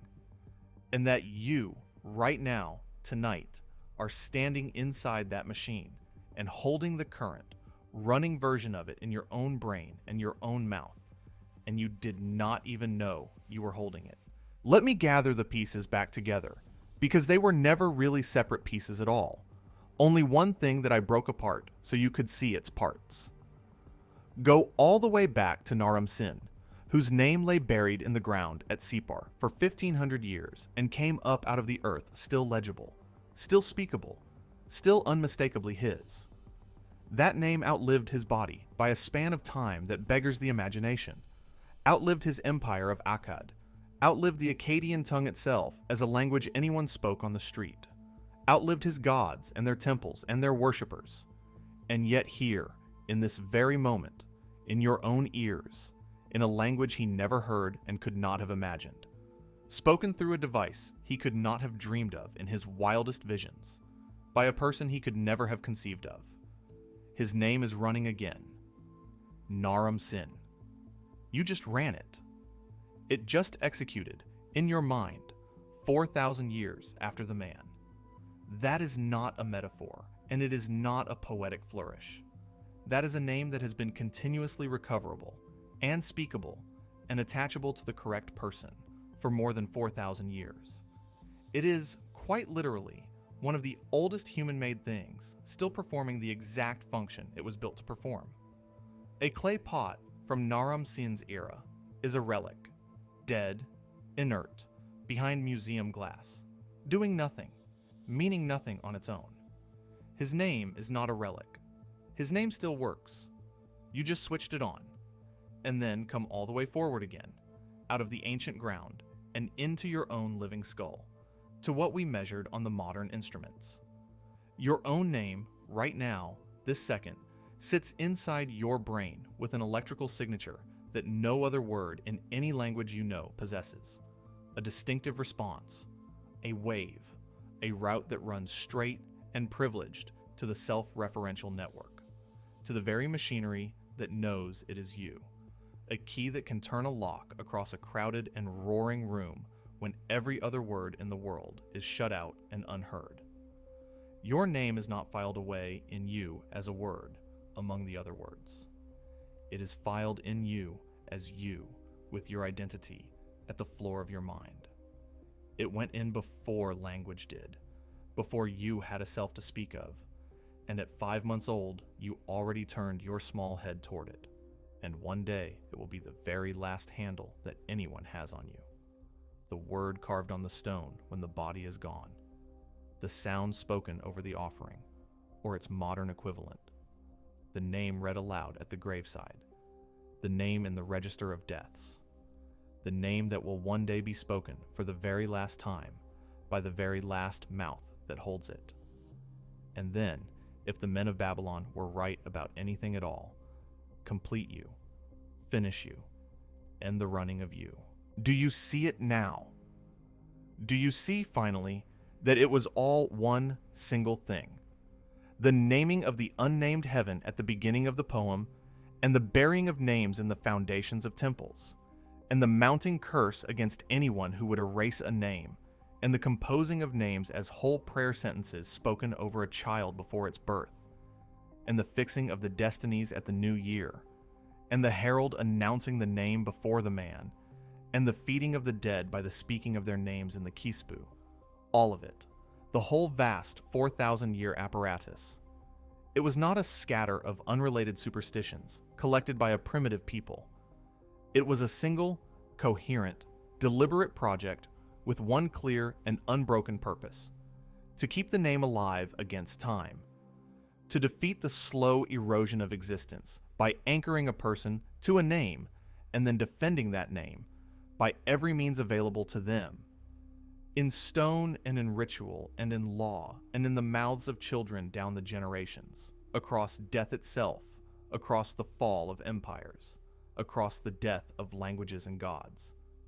They understood, earlier and more clearly and more completely than we in our cleverness have wanted to admit, that a human being is, in the end, most durably and most portably a name, that the body is the least lasting part of it, that what actually survives and travels and can be attacked and defended and lost and recovered and respoken is the name.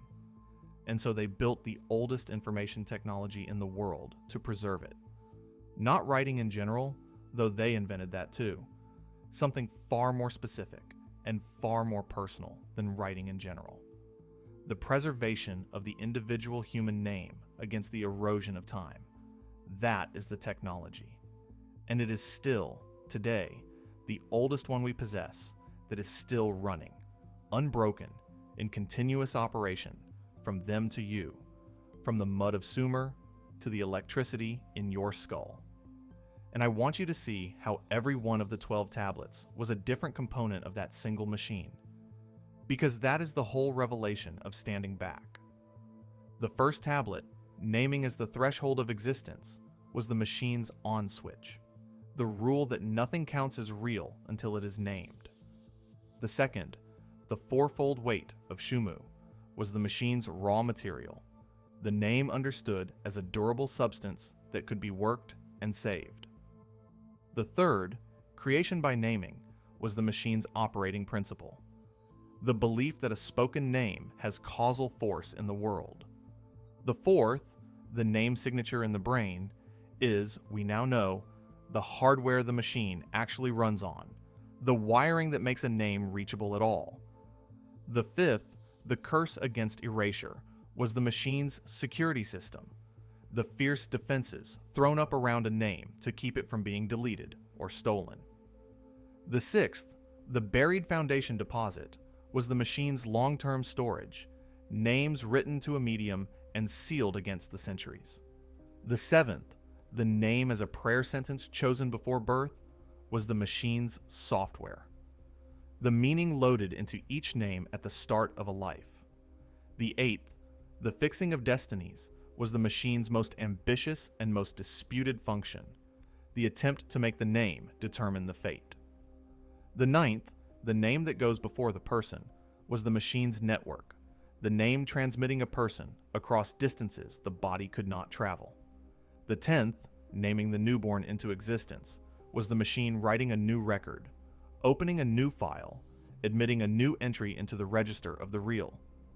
And the 11th, the keyspu that feeds the named dead, was the machine's maintenance cycle, the regular refreshing of a record to keep it from decaying into oblivion.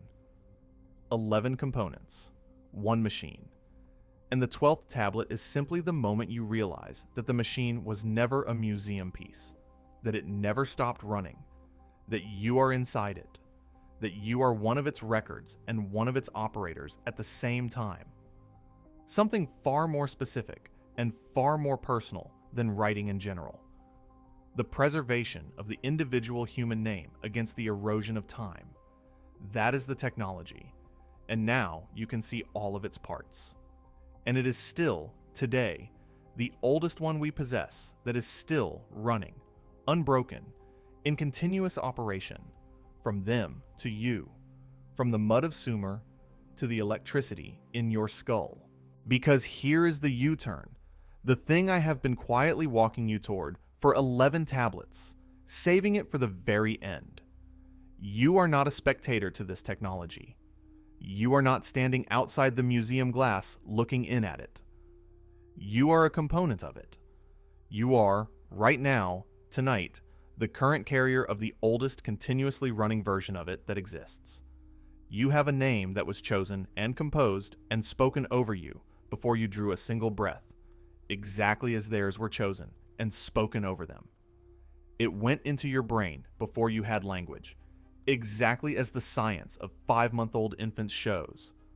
It goes before you into every room you enter, doing your business, gathering judgment upon you, deciding your welcome, exactly as the sealed cuneiform tablet did on the roads of Babylon.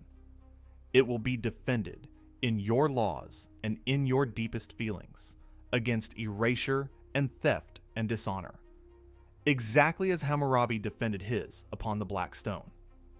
It will outlive your body, on a stone or in a record or in a mouth, exactly as Naram-Sin's outlived his by 4,000 years, and counting. And one day, on a day you will not see, it will be spoken aloud for the last time by the last person who holds it.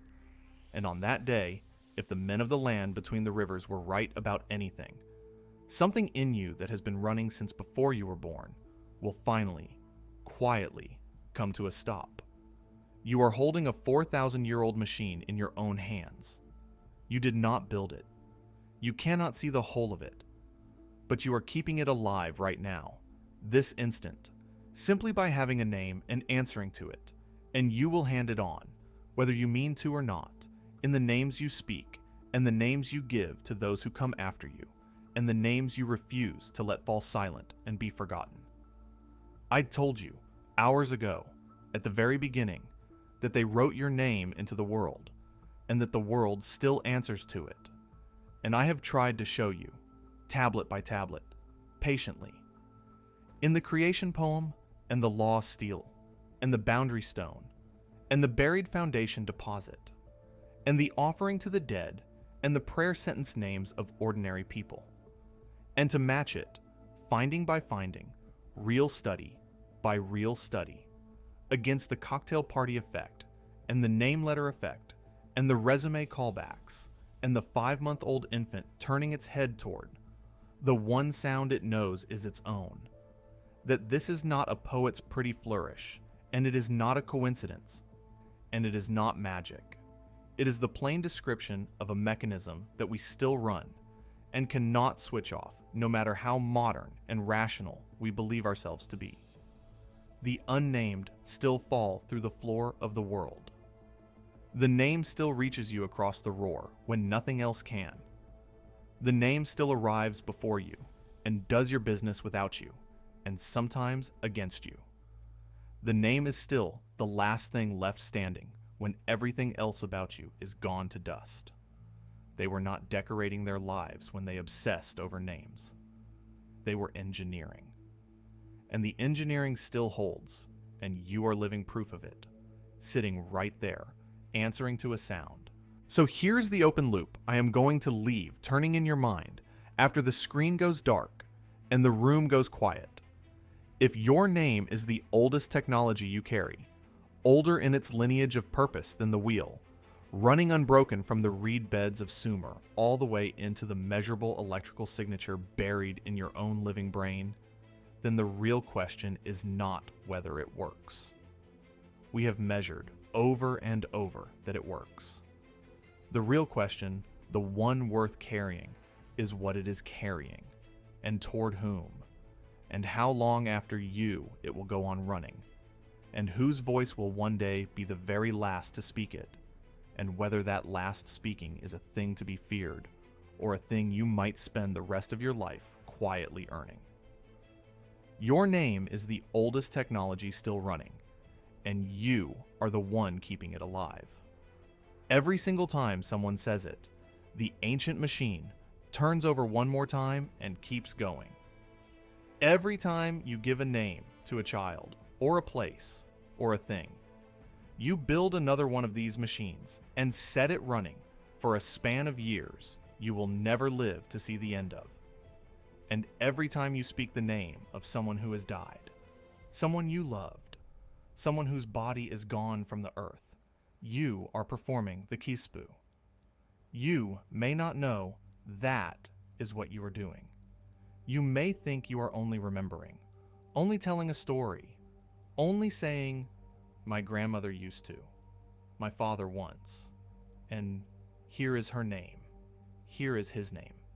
But by the oldest reckoning in the written world, you are feeding them. You are keeping their name in the air. You are, with your own breath, holding a shade one more day against the second death, the way a Babylonian sun poured out water and spoke the ancestors' names so they would not starve in the dust below. The machine did not end at Sipper. It runs in your kitchen when you say a dead man's name to a child who never met him. It runs at every graveside and every anniversary and every time an old photograph is turned over and a name is read off the back of it.